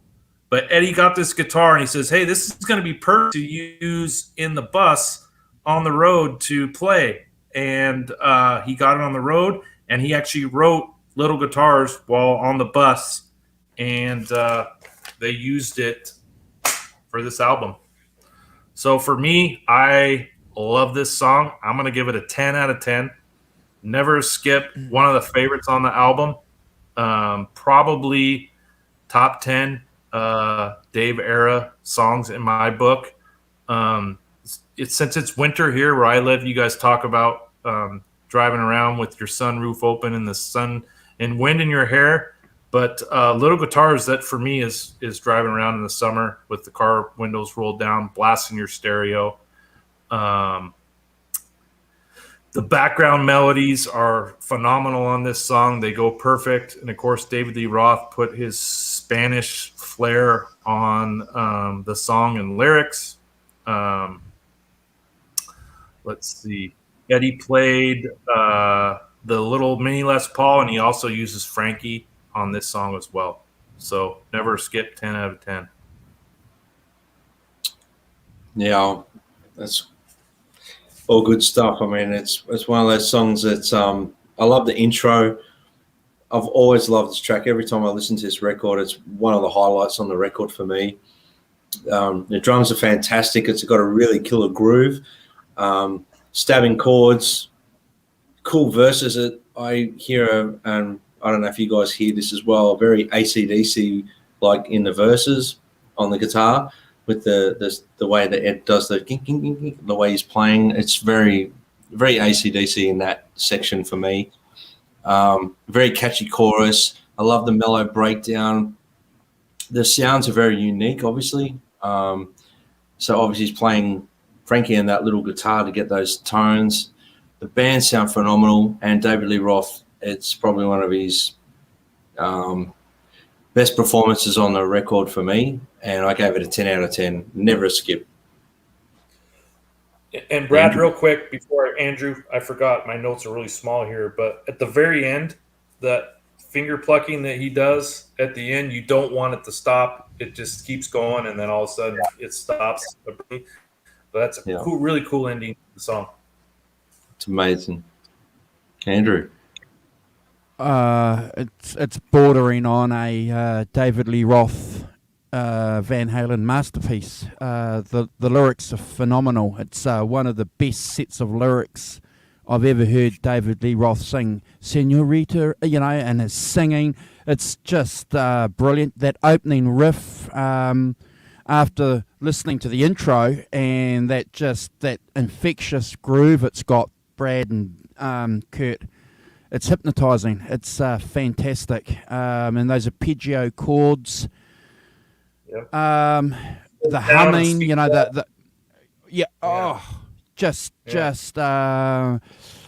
can almost imagine, Van Halen doing this every Saturday night when they were playing at backyard parties, in Pasadena, and you can just almost imagine that's exactly how they would have sounded, well, pretty close to it. That's something that I think about often when I hear this song. I think they pulled one out of the bag on this. It's it's 20 out of 10 for me. In conjunction with the intro, it's the lyrics, the whole lot. Thank you for allowing me to talk about this song. It's great. Yeah, wonderful. It's a pleasure having you here with us. Thank you, brother. Little Guitars, man, awesome. Okay, we're gonna parlay into Big Bad Bill. I'm gonna give this a 5 out of 10. I think you're being a bit generous there. It's actually 4.5, but with the exchange rate, it actually evens on out perfect. Oh! And the time difference, I suppose. Yeah, difference, and we're there and we're here. So 4.5 stretches to 5. Yeah, exactly. 5 fingers. But a little bit of Reverend blessing on you guys. Dave purchased a Sanyo Walkman, and it's actually one of those ones that had the AM/FM radio on it. So when you put a tape in, you could actually record what you heard on the radio. And if he was on the 3rd floor of his father's house in his room, he actually picked up a radio station in Louisville, Kentucky, or Louisville, right? Which is 2,079 miles away from Pasadena, which is a 30-hour Wow. car ride. So he was able to Wow. pick up the station on AM, and he picked up this song, Big Bad Bill, and he recorded it on his tape. And then when they got into the studio, he's like, hey, we should play this song. There's some stipulation out there that this song is in revelation of Eddie getting married. But actually, I don't think that's true. But pretty crazy that they picked a jazz song. I liked how it was kind of mellow. The cool part is that Jan Van Halen was in on the song. Of course, you guys heard me earlier talk about how Dave was responsible of getting Jan in on this recording. But Eddie talks about this was the one song that was a non-stereotypical Van Halen song where they were all actually sitting down in chairs and they had sheet music up on music stands. And Michael Anthony had one of those big acoustic basses. He actually describes it as one of those acoustic basses where the guys at the mariachi band in the Mexican restaurant play. That's what Michael was playing. And then, of course, his dad was playing the clarinet. And Eddie used a hollow body Gibson 335 on this song. So there you go. Not much more about it other than I think they probably could have picked a better cover, but I give it a 5 out of 10. And it's skippable for me.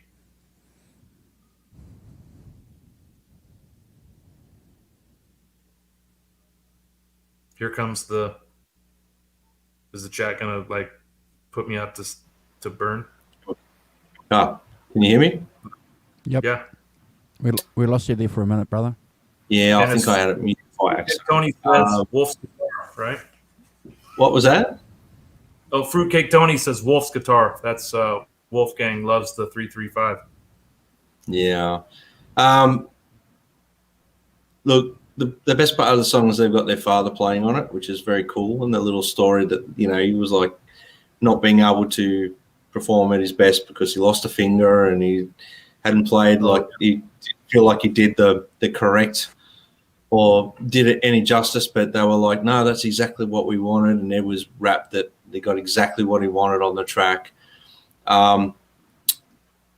Pretty ordinary song choice. I gave it a 5.5, but that's mainly because Ed's father's on it, Ed and Alex's dad's on it. Other than that, that's a skip for me.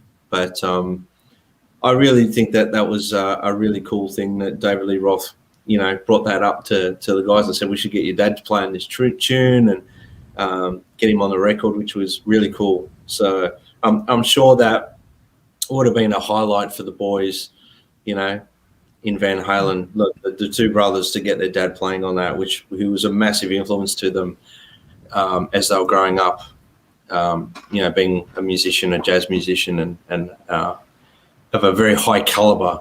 So, yeah, I gave it a 5.5 out of 10. And Andrew.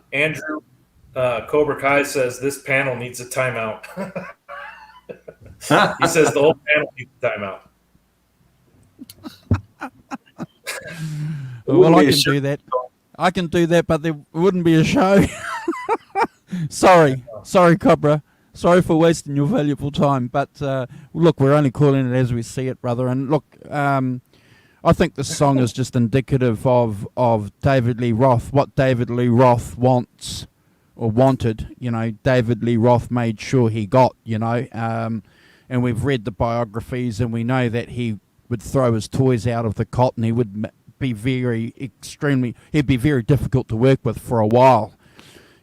So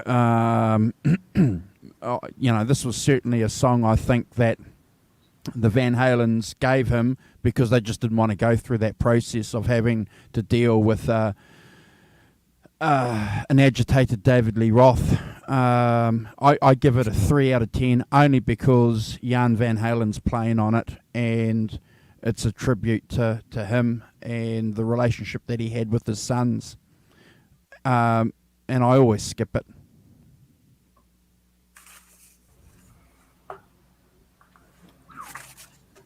All right. So yeah, the And panel I- made it up, but I mean, we time out the panel, and you just look at a wonderful piece of artwork there that Kurt's done anyway. So, you know, Right. And Jeff Davidson.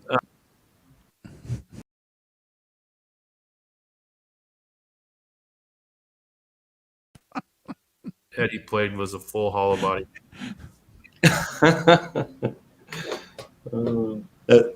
That's great, Andrew. Good job. So we've hit the reset. Look, we're trying to be serious here, guys. You know, and I think if you guys in the chat, you know, yeah, it's great that we can have a little bit of humour with some of our rankings, but yeah, you know, we're not being confrontational or bringing controversy, and we're just calling it as we see it, aren't we, guys? You know, so at least one thing you'll get here is you'll get our vision of the truth. Yeah, I've been And called. these are just our opinions. It doesn't mean that if these songs really connect with you and you're, you know, and you like them, put your ranking in. Put your ranking in there. Let us know. We want to see it because we want to acknowledge that too. Yep, absolutely. If my 3 or 5, you know, yeah, you know, and even come on and berate us on air why we gave, you know, a song of 3. Yeah. Yeah, Definitely. I grew Thank you, up. John Biel. Yeah, I grew up being. I don't want to say a loner Van Halen fan, but Van Halen wasn't the most popular band when I was growing up. Everyone was into Guns N' Roses and Metallica and you know, stuff like that. Yeah, they're great bands, but like, you know, I was bleeding red, white, and black, and I would always bring up Van Halen songs like it was a religion. And sure enough, that's parlayed into my new career as a reverend. But like, it's okay to have a few songs that aren't your favorite. And this is actually this album is highly ranked for me in the Dave era. So some of you people who are just joining that haven't watched the whole show, this is one of my favorite Dave albums. Yeah. There's 6. I would say Controversy, scandal, right here, right now. there you go. That's good. All right. Yep. Okay, so we're gonna move on to Full Bug, which I would say is up there for one of the best songs on the album. Another tough one to play. If any of you guys out there know who Caleb Rappaport is for Nerd Halen, he can nail this song, which it's pretty tough. It's got that shuffle. Is that what you call it, Brad? Kind of shuffle vibe, like ZZ Toppy. When I hear this song, yeah, I think of Hot for Teacher, I'm the One, right? That shuffle, which Ed and Al and Michael, they have this down. They didn't do enough of these shuffle songs. But after the band kicks in, when Dave gives his little rant, that's a goosebump moment for me when that guitar kicks in. It's raw, it's hard. I love it. So they say that this song, the meaning of it has some sexual innuendos, but of course this is a family show. In an interview, Dave said this song is actually about when a bug runs into the corner and you're trying to kill it, and you go to step on it, but you can't because it's in the corner of the room. Who knows what this song is about? But Dave plays harmonica on this song as well, And I would say the blues riffs that Eddie plays on this, when he rolls the volume knob down a little bit, when he rolls it back, and he's doing those shuffle chords, it's awesome. I love it. It's dirty. This is a 9 out of 10 for me. Full bug, never a skip. Yeah, it's a great tune, Kurt and Andrew. I really, really gravitate to this song now on the album. The band, when the band kicks in, it's really familiar territory that from the first album onto this one, it sort of stems back to that for me. Yep. Great harmonies. The guitar parts are way cool, like really cool. I really love when Ed squeezes like those pinch harmonics out of the guitar, and he's obviously the king at doing that. Like it's almost like the squank type thing that Billy Gibbons does, but he has his own unique way of doing it. So obviously that to me, I love that stuff. The solo is really cool. The guitar following the end of the harmonica solo is really cool as well. The breakdown.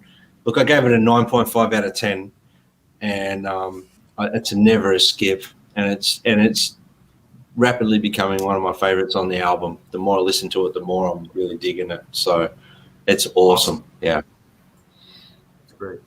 Yeah, it's a 9 out of 10 for me too, guys. It's just a wonderful example of a band that can pick up the timing. A band that's in tune with each other, and I don't know how the song was recorded. Kurt, maybe you have that information. Was it recorded live? Or edited together? I don't know. But you'd like to think that they recorded the whole song live. It's fantastic. Again, one of David Lee Roth's best vocals. Better vocals. Kind of suits him. And then when the band kick in, it's just again up to another level. And that bass, the bass just comes through phenomenally on this song. Love it. 9 out of 10. It's never a skip, and I'm glad that you're picking a favourite song on the album, Brad, other than Pretty Woman. You probably would have heard Pretty Woman, for years, I suppose, because that's a song that they're always going to play on classic hits if you listen to that. But the Full Bugs, it's a good song. It's a good song for you to pick to be, an album favourite. Yeah, when we talked in the green ZZ room. Top, after- ZZ. Yeah, go ahead. Sorry, Taylor 315 sounds like ZZ Top. It's hit the nail on the head. Yeah, they're definitely. I mean, you can definitely hear a lot of influence, influences seeping through in Van Halen in those early days, especially because they used to cover a lot of ZZ Top. So it's there. I mean, they obviously loved it. I reckon Eddie Van Halen really loved Billy Gibbons as a player. I mean, it's probably Billy. I mean, who doesn't like Billy Gibbons? He's the coolest blues guitarist in the world. He's just amazing. So he probably really, without even realizing it, was paying homage to, tipping his hat to ZZ Top, to Billy, without a doubt. And I don't really know much about the recording of this song because this isn't a well-known song. I mean, they've hardly played it live after the this tour, and I think it was an alternate with the band when they came out the 2012 tour. I think Wolf picked this song as an alternate, so they may have played it a few times in a few cities, but this song kind of got lost in the mix, and I would say they put it in the wrong spot in the album because if people are skipping Big Bad Bill and Happy Trails, they're going to skip past the Full Bug, especially if you listen to the first 10 seconds with Dave doing his that whatever. Skip past it, but you got to let the song out, and once you hear it, it's awesome. So I think it was misplaced in the sequence of the album for sure. Yeah, Probably in my opinion, it probably could have come in after Secrets. Yeah. They should have put Dancing in the Streets down here. Yeah, good point. They should have left Dancing in the Streets off their record. Yeah, good point. All right.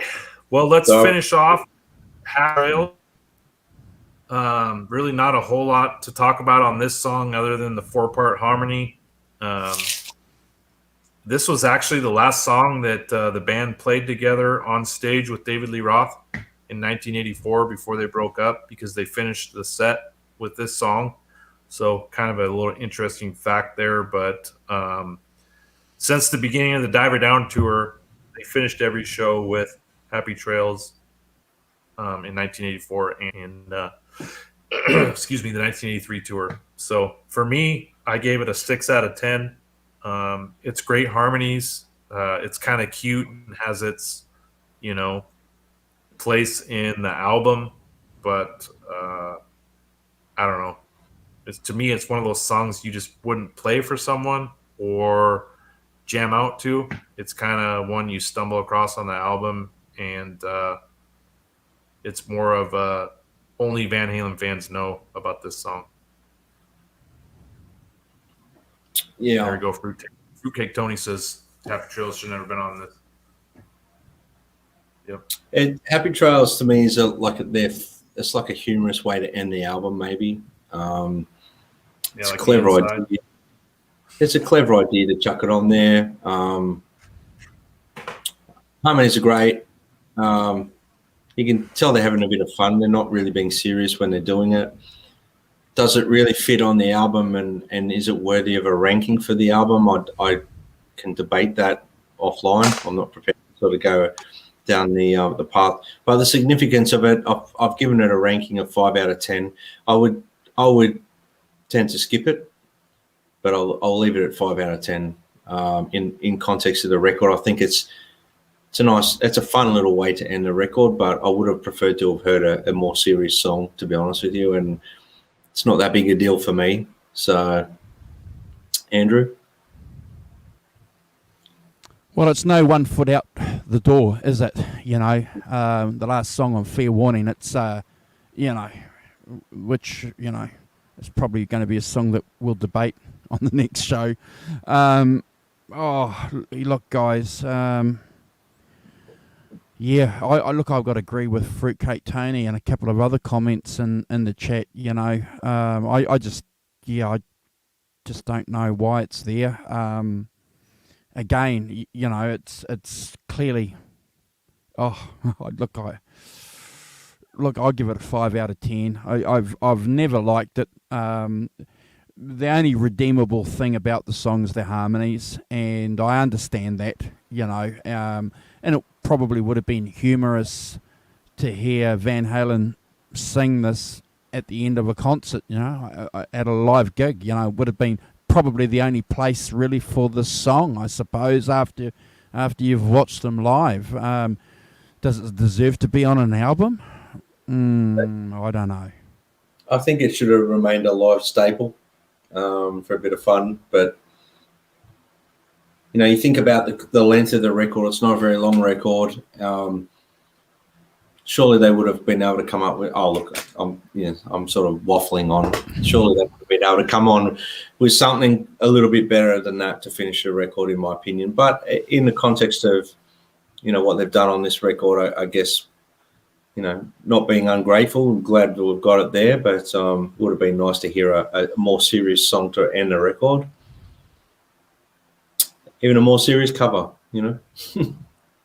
Well, I think, we've got some of the facts now. It was a rushed through album, wasn't it? Kurt gave us that information at the beginning of the show. It was because the song that, a single had done well, and they needed, to maintain that momentum, which is important for a band. We've got to remember that too, guys. They were a touring band, bands were making a lot of money. Their income was generated through gigs. They weren't making a lot of money selling records back then. It was mainly through gate takings.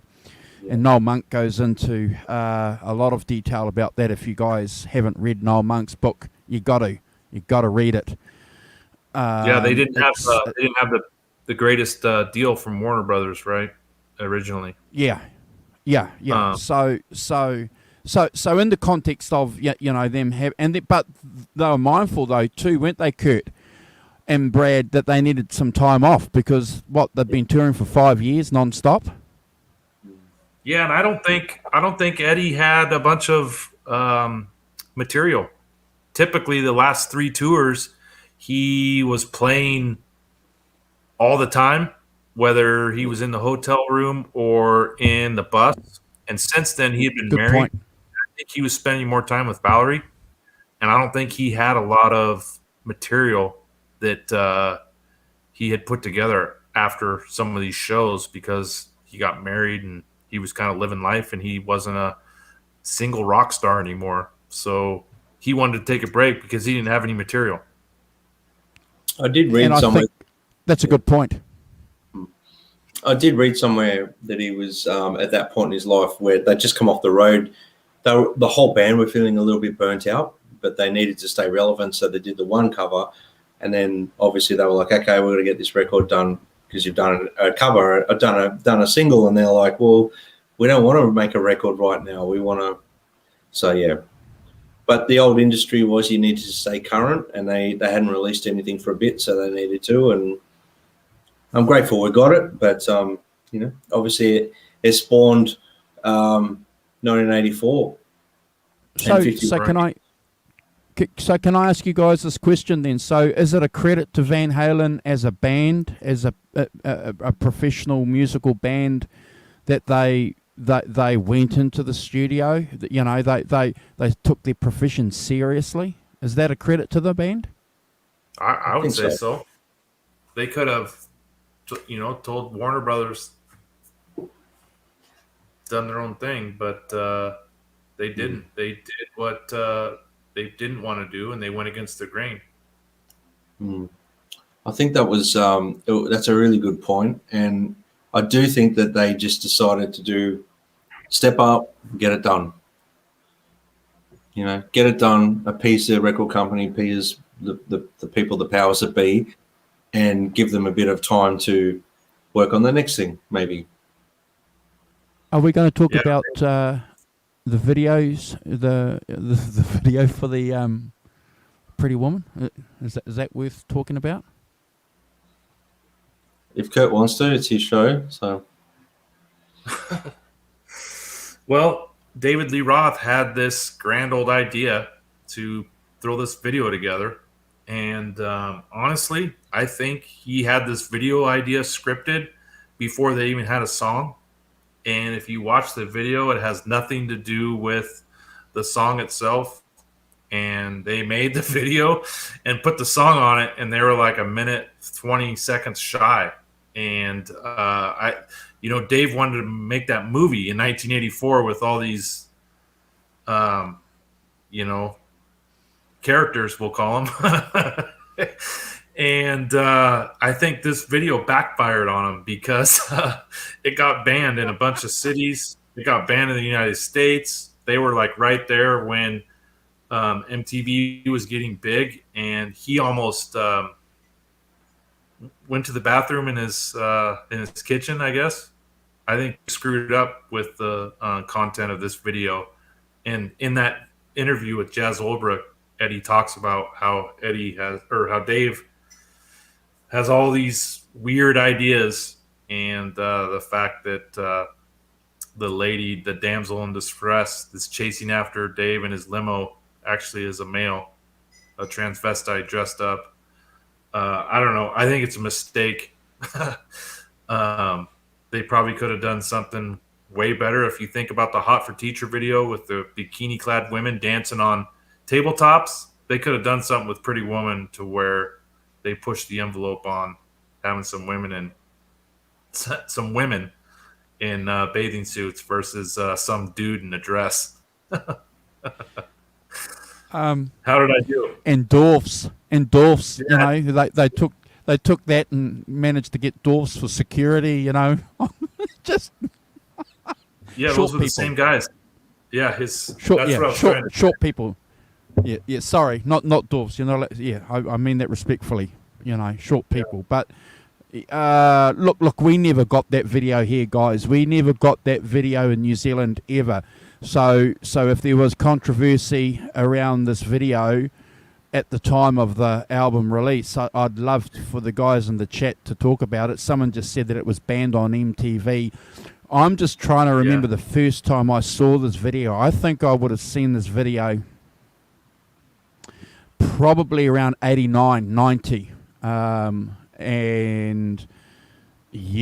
I was with some friends and we were going, what is this?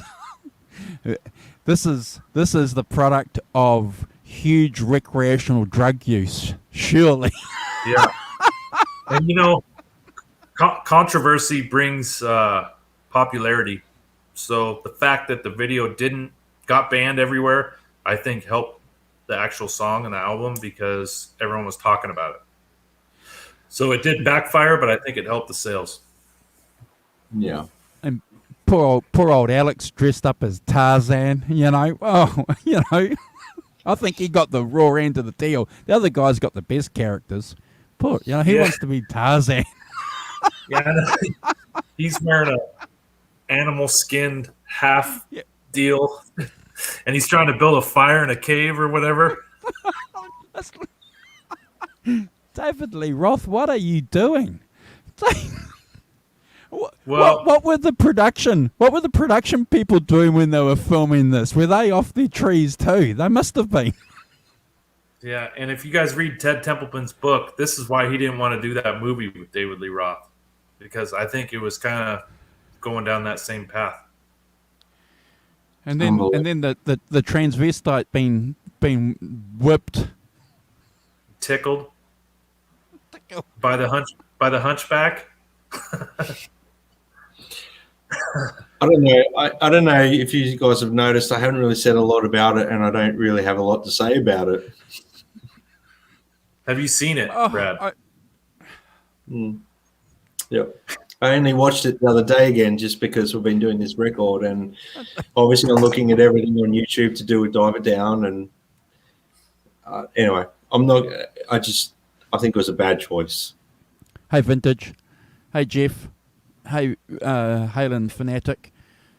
Yeah. Jeff made a good comment earlier about Happy Trails.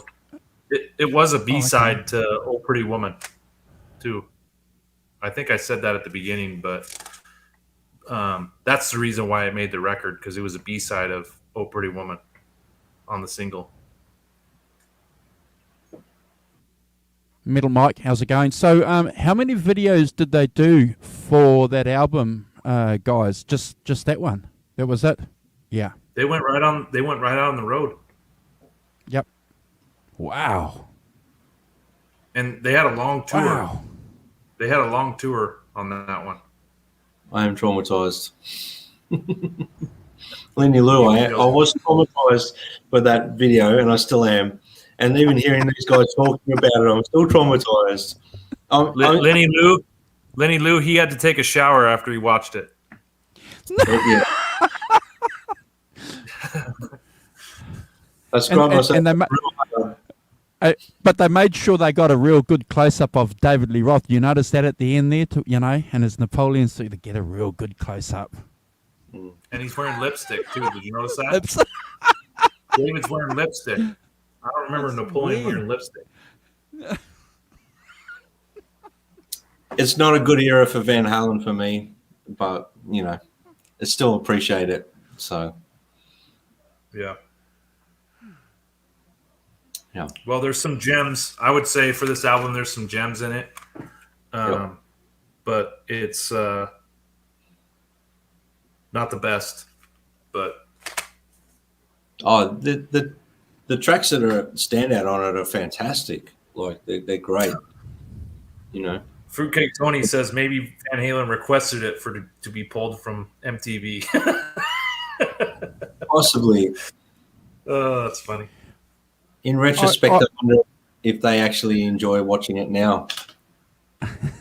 I like the fact, though, guys, that we've mentioned that the album has its defects or deficiencies or its drawbacks, not because of the amount of covers. I like that.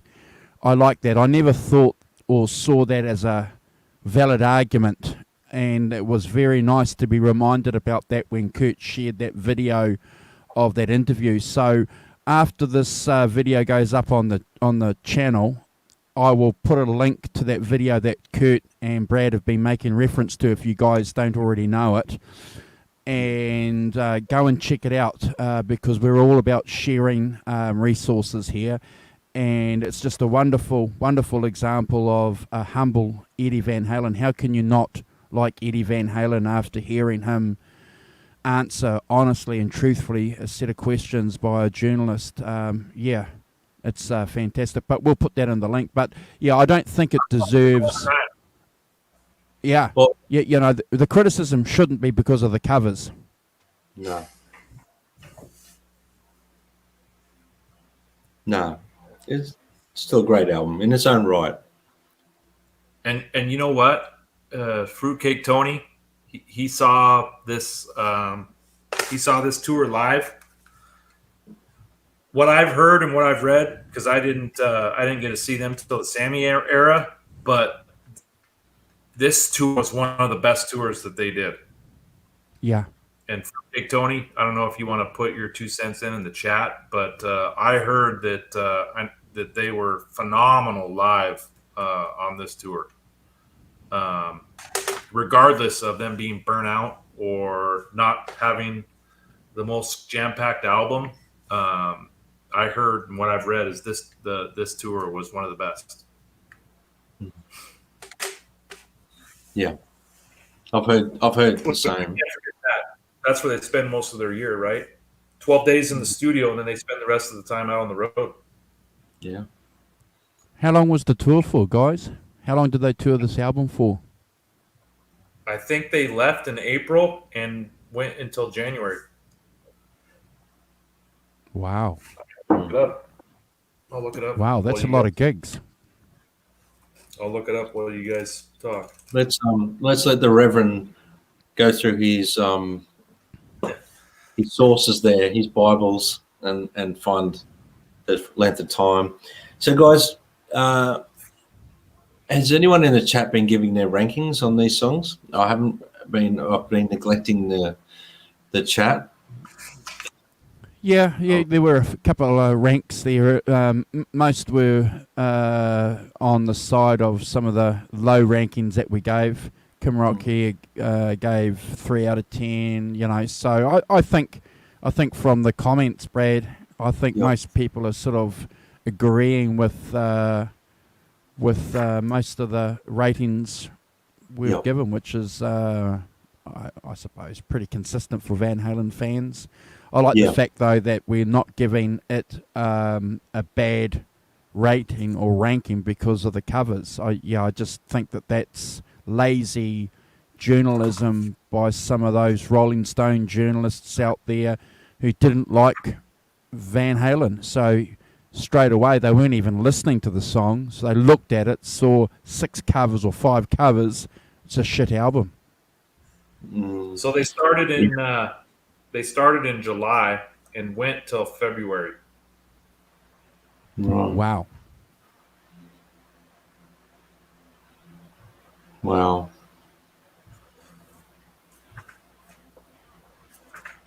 I was just trying to find some information on it as well. Yeah, it's a, you know, despite the creepy video, it's a good album, and it needs to be, you know, and you know, I can't say it enough. That interview with Ed, you got to listen to that, and you'll probably appreciate the record even more so. And I hope you appreciate it more after you've listened to this from us as well. So, you know, if there's any haters of this record, hopefully that we've shed some light. The Reverend's given his word, and we're all just, you know, we're all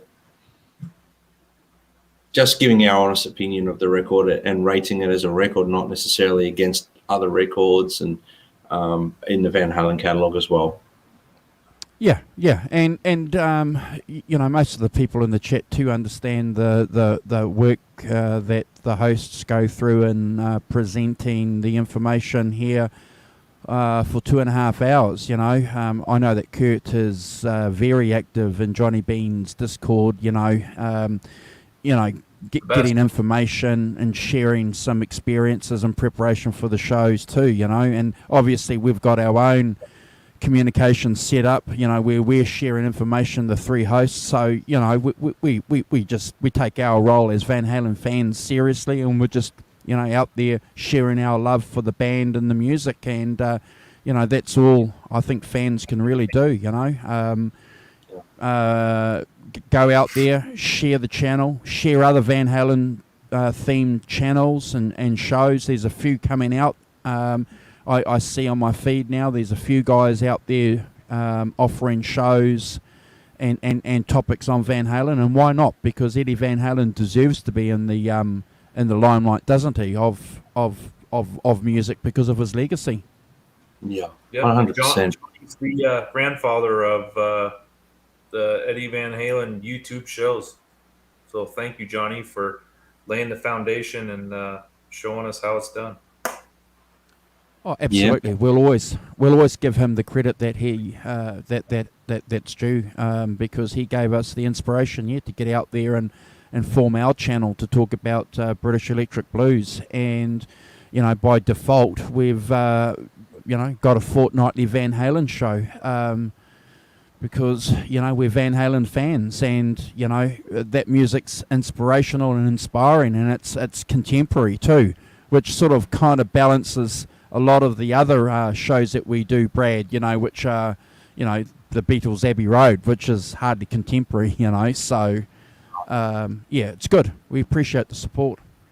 Yeah, it's been really good in a sense where we're diving into each album, listening to each track, rating it the way we are, but also reconnecting with some of like the stuff that you've kind of heard so much that you're not listening to it anymore, or you're not going there anymore. And then since Ed's passing, it's nice to be able to go back retrospectively and listen to this stuff and really appreciate what phenomenal musician he was and how phenomenal the band were. So it's really been an amazing experience. I'm sure you guys probably feel the same way, to actually listen to the music in retrospect now and think about how amazing and how innovative, without taking for granted what Ed brought to the world of guitar, and it's been amazing for that. And Andrew, thanks. This opportunity, the idea to put this together, obviously spawning from other shows like Johnny Bean's and that, but it's been great. And I hope you guys. We're all different. We're all different shows. We all specialise in offering something a little bit different and unique to each platform. I've got another question that I want to ask the guys in the chat. So, we want to show some information. I know that Kurt's got a lot of information there that we want to share screen, some guitars and some information and some gear, and just basically go through with you guys in the chat and just read the articles, So I did that recently with Simon on a Eric Clapton article, and that was pretty popular. So if you guys think that's something that you'd be interested in doing, and then we can just talk about the articles. We've got a show maybe slotted in that we're going to do Thursday night Kurt's time, which will be Friday afternoon Brad our time. So if I'll send you the link. And we're just going to go through that Damasio article and just talk about that Damasio article. So if you're available, Brad, jump on. Yeah. I think it'll only be about an hour. It won't be a big show. And if it's something that people enjoy and the co-hosts want to continue, we can go and do part 2. Some other time. Sounds the other great. thing too, Andrew, if you can isolate me real quick. You guys see that?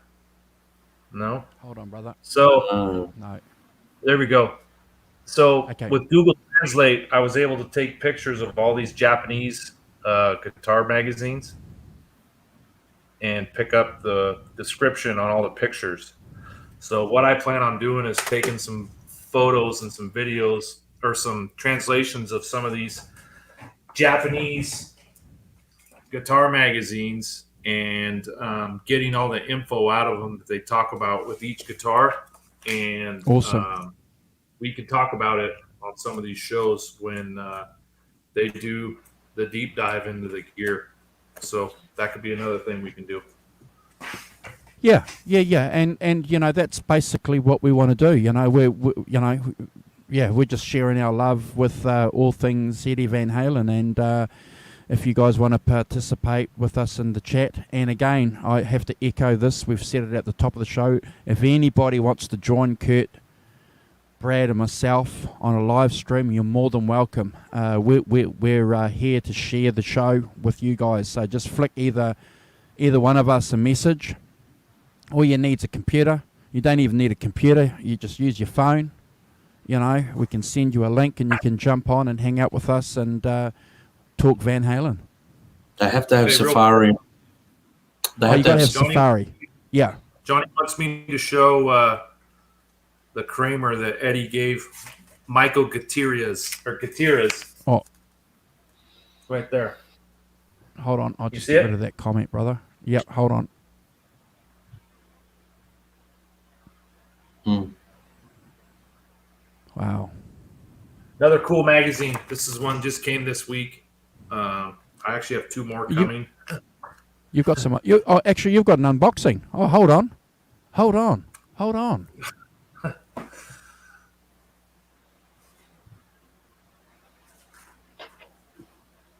And now it's time for Guru's Collectibles. All right, was that it? That's it. So It's I got a quick one. couple things I want to unbox. One, I actually unboxed them already this week, but I was going to show the people in the chat. Not sure if you guys have got the new EVH picks. These two came in on Wednesday. I have the 5150 ones coming and the Shark Wow. ones as well. Andrew, have you seen the 5150 ones? No, where did you get them from? The EVH shop. So. No, I got them from Strings and Beyond, but now they're Okay, on the cool. EVH store. But the old Cool.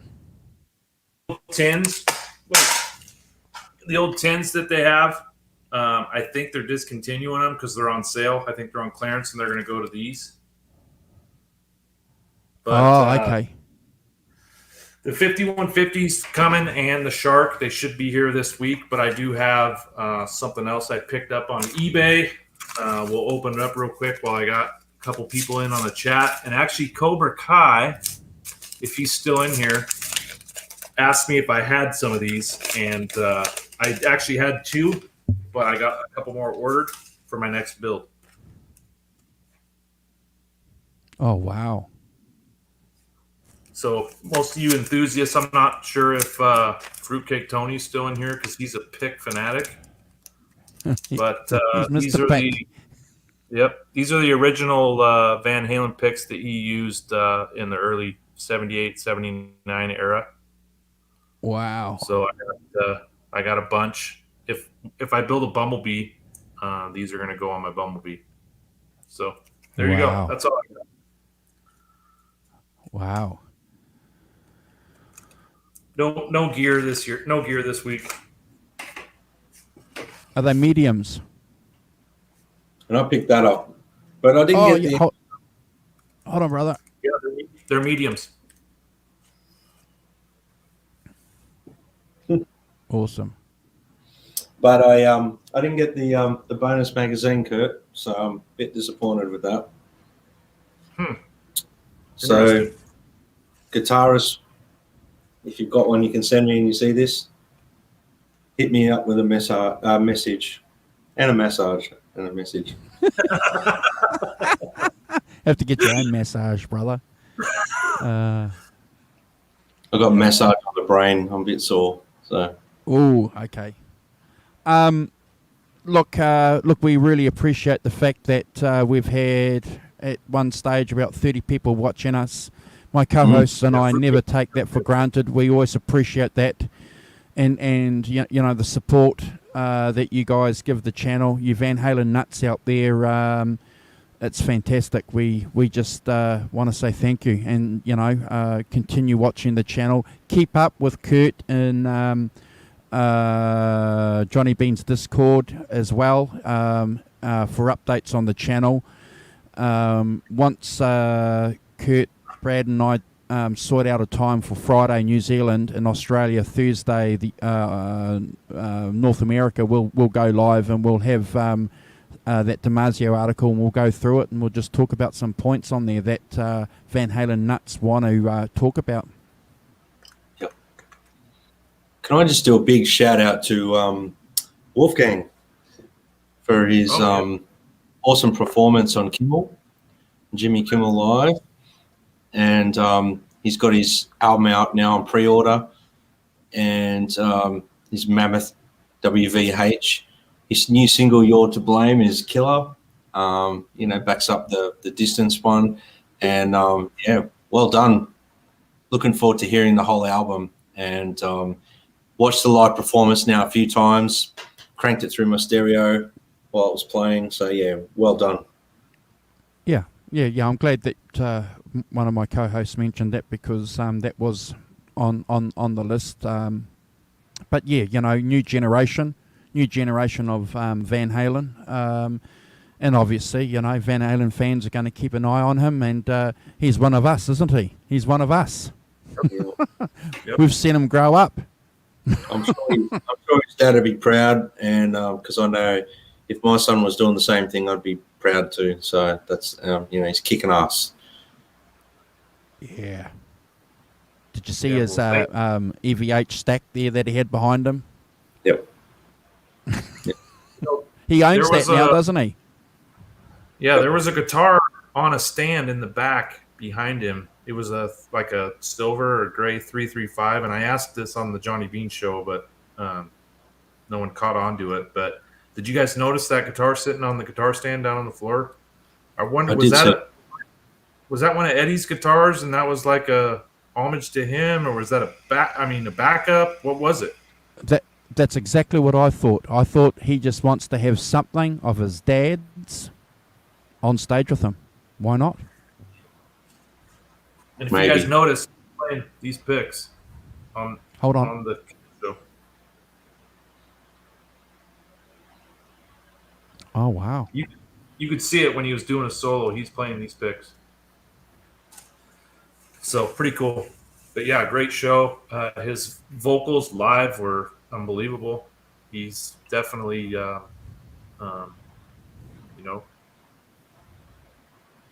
proved. Well done. Yeah, well done. Great singer, great musician. Hopefully, he's forging his own career and stepping outside of the Van Halen banner and creating his own, which is all credit to him. He's always going to be part of that family, but he's creating his own career, and he's doing an amazing job. For a young guy, he's killing it, smashing it. Nice to hear a guy sing properly without doing all these runs that these young guys are doing now. I know that's a bad version of what they do, but I think you guys get my point. He's singing solid. He's just singing the song.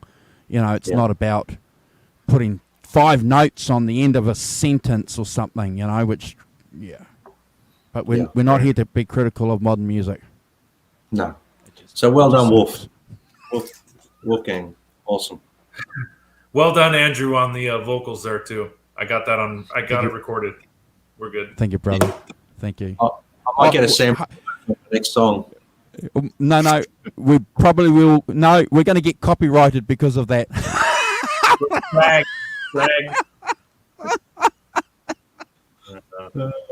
Goodness. We do a thumbnail? What? Hold on.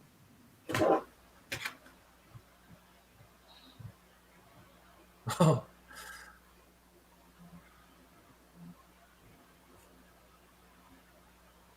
All right.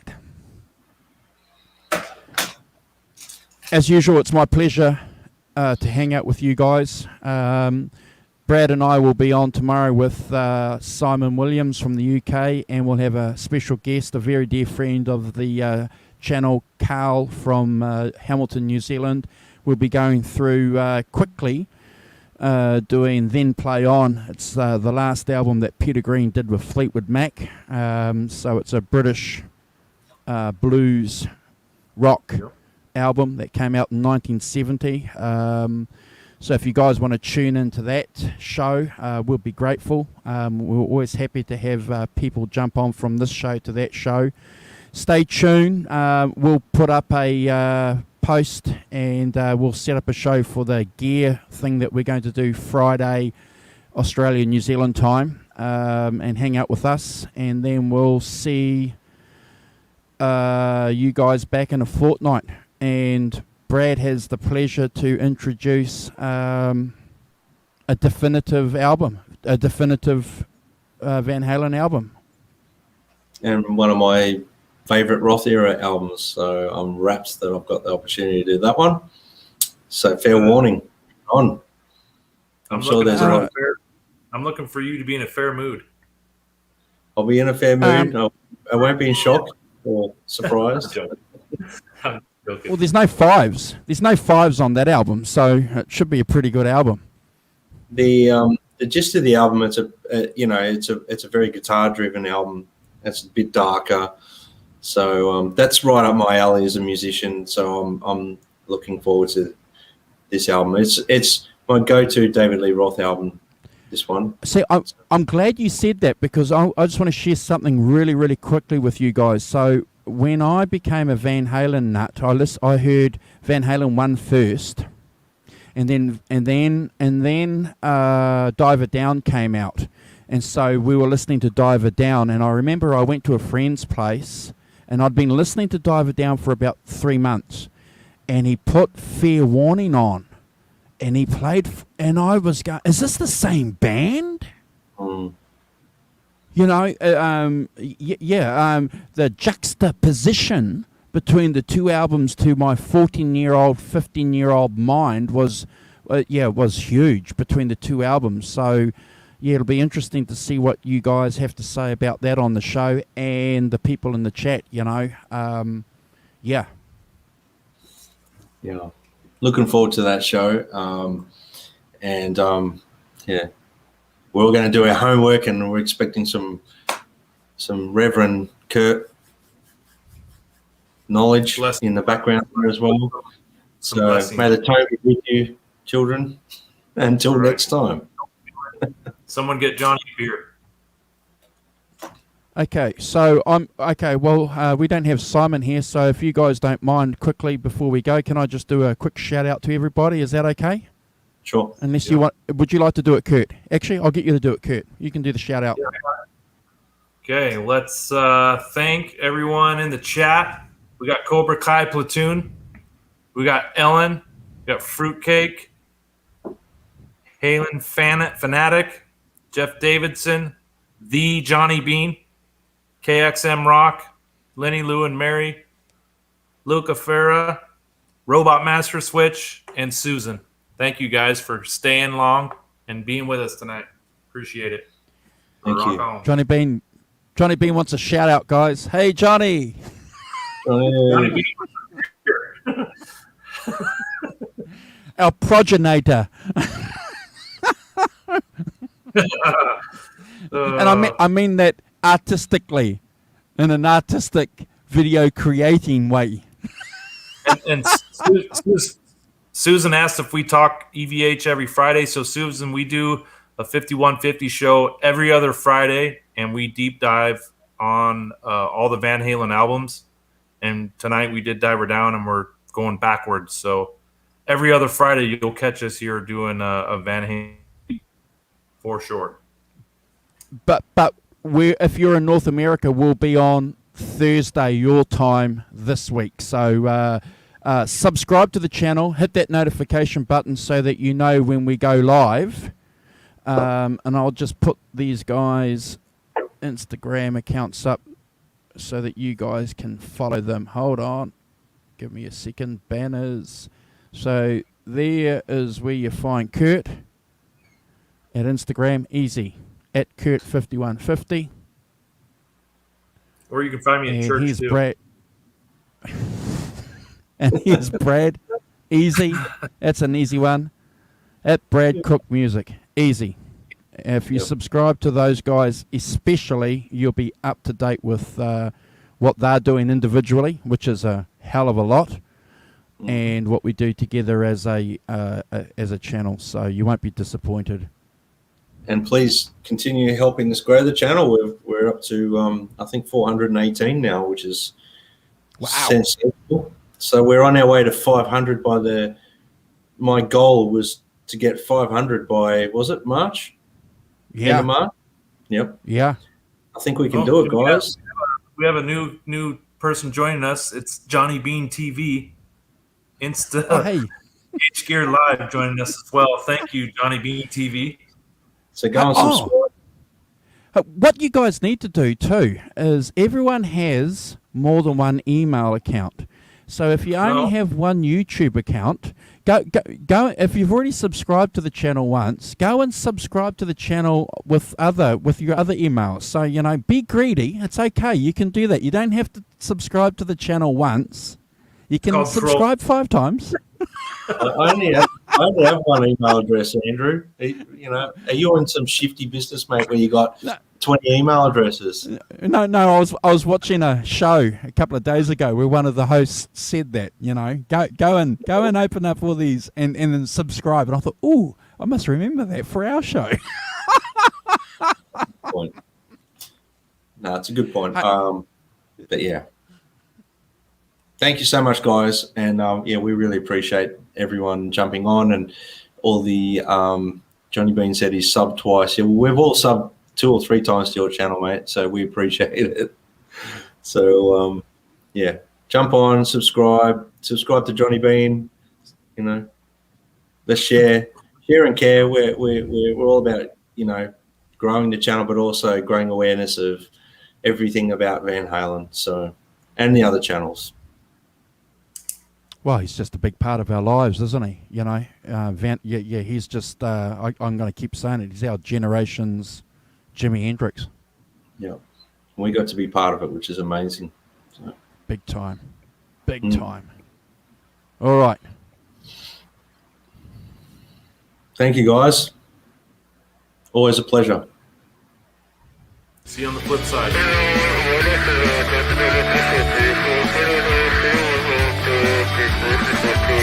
Pretty good.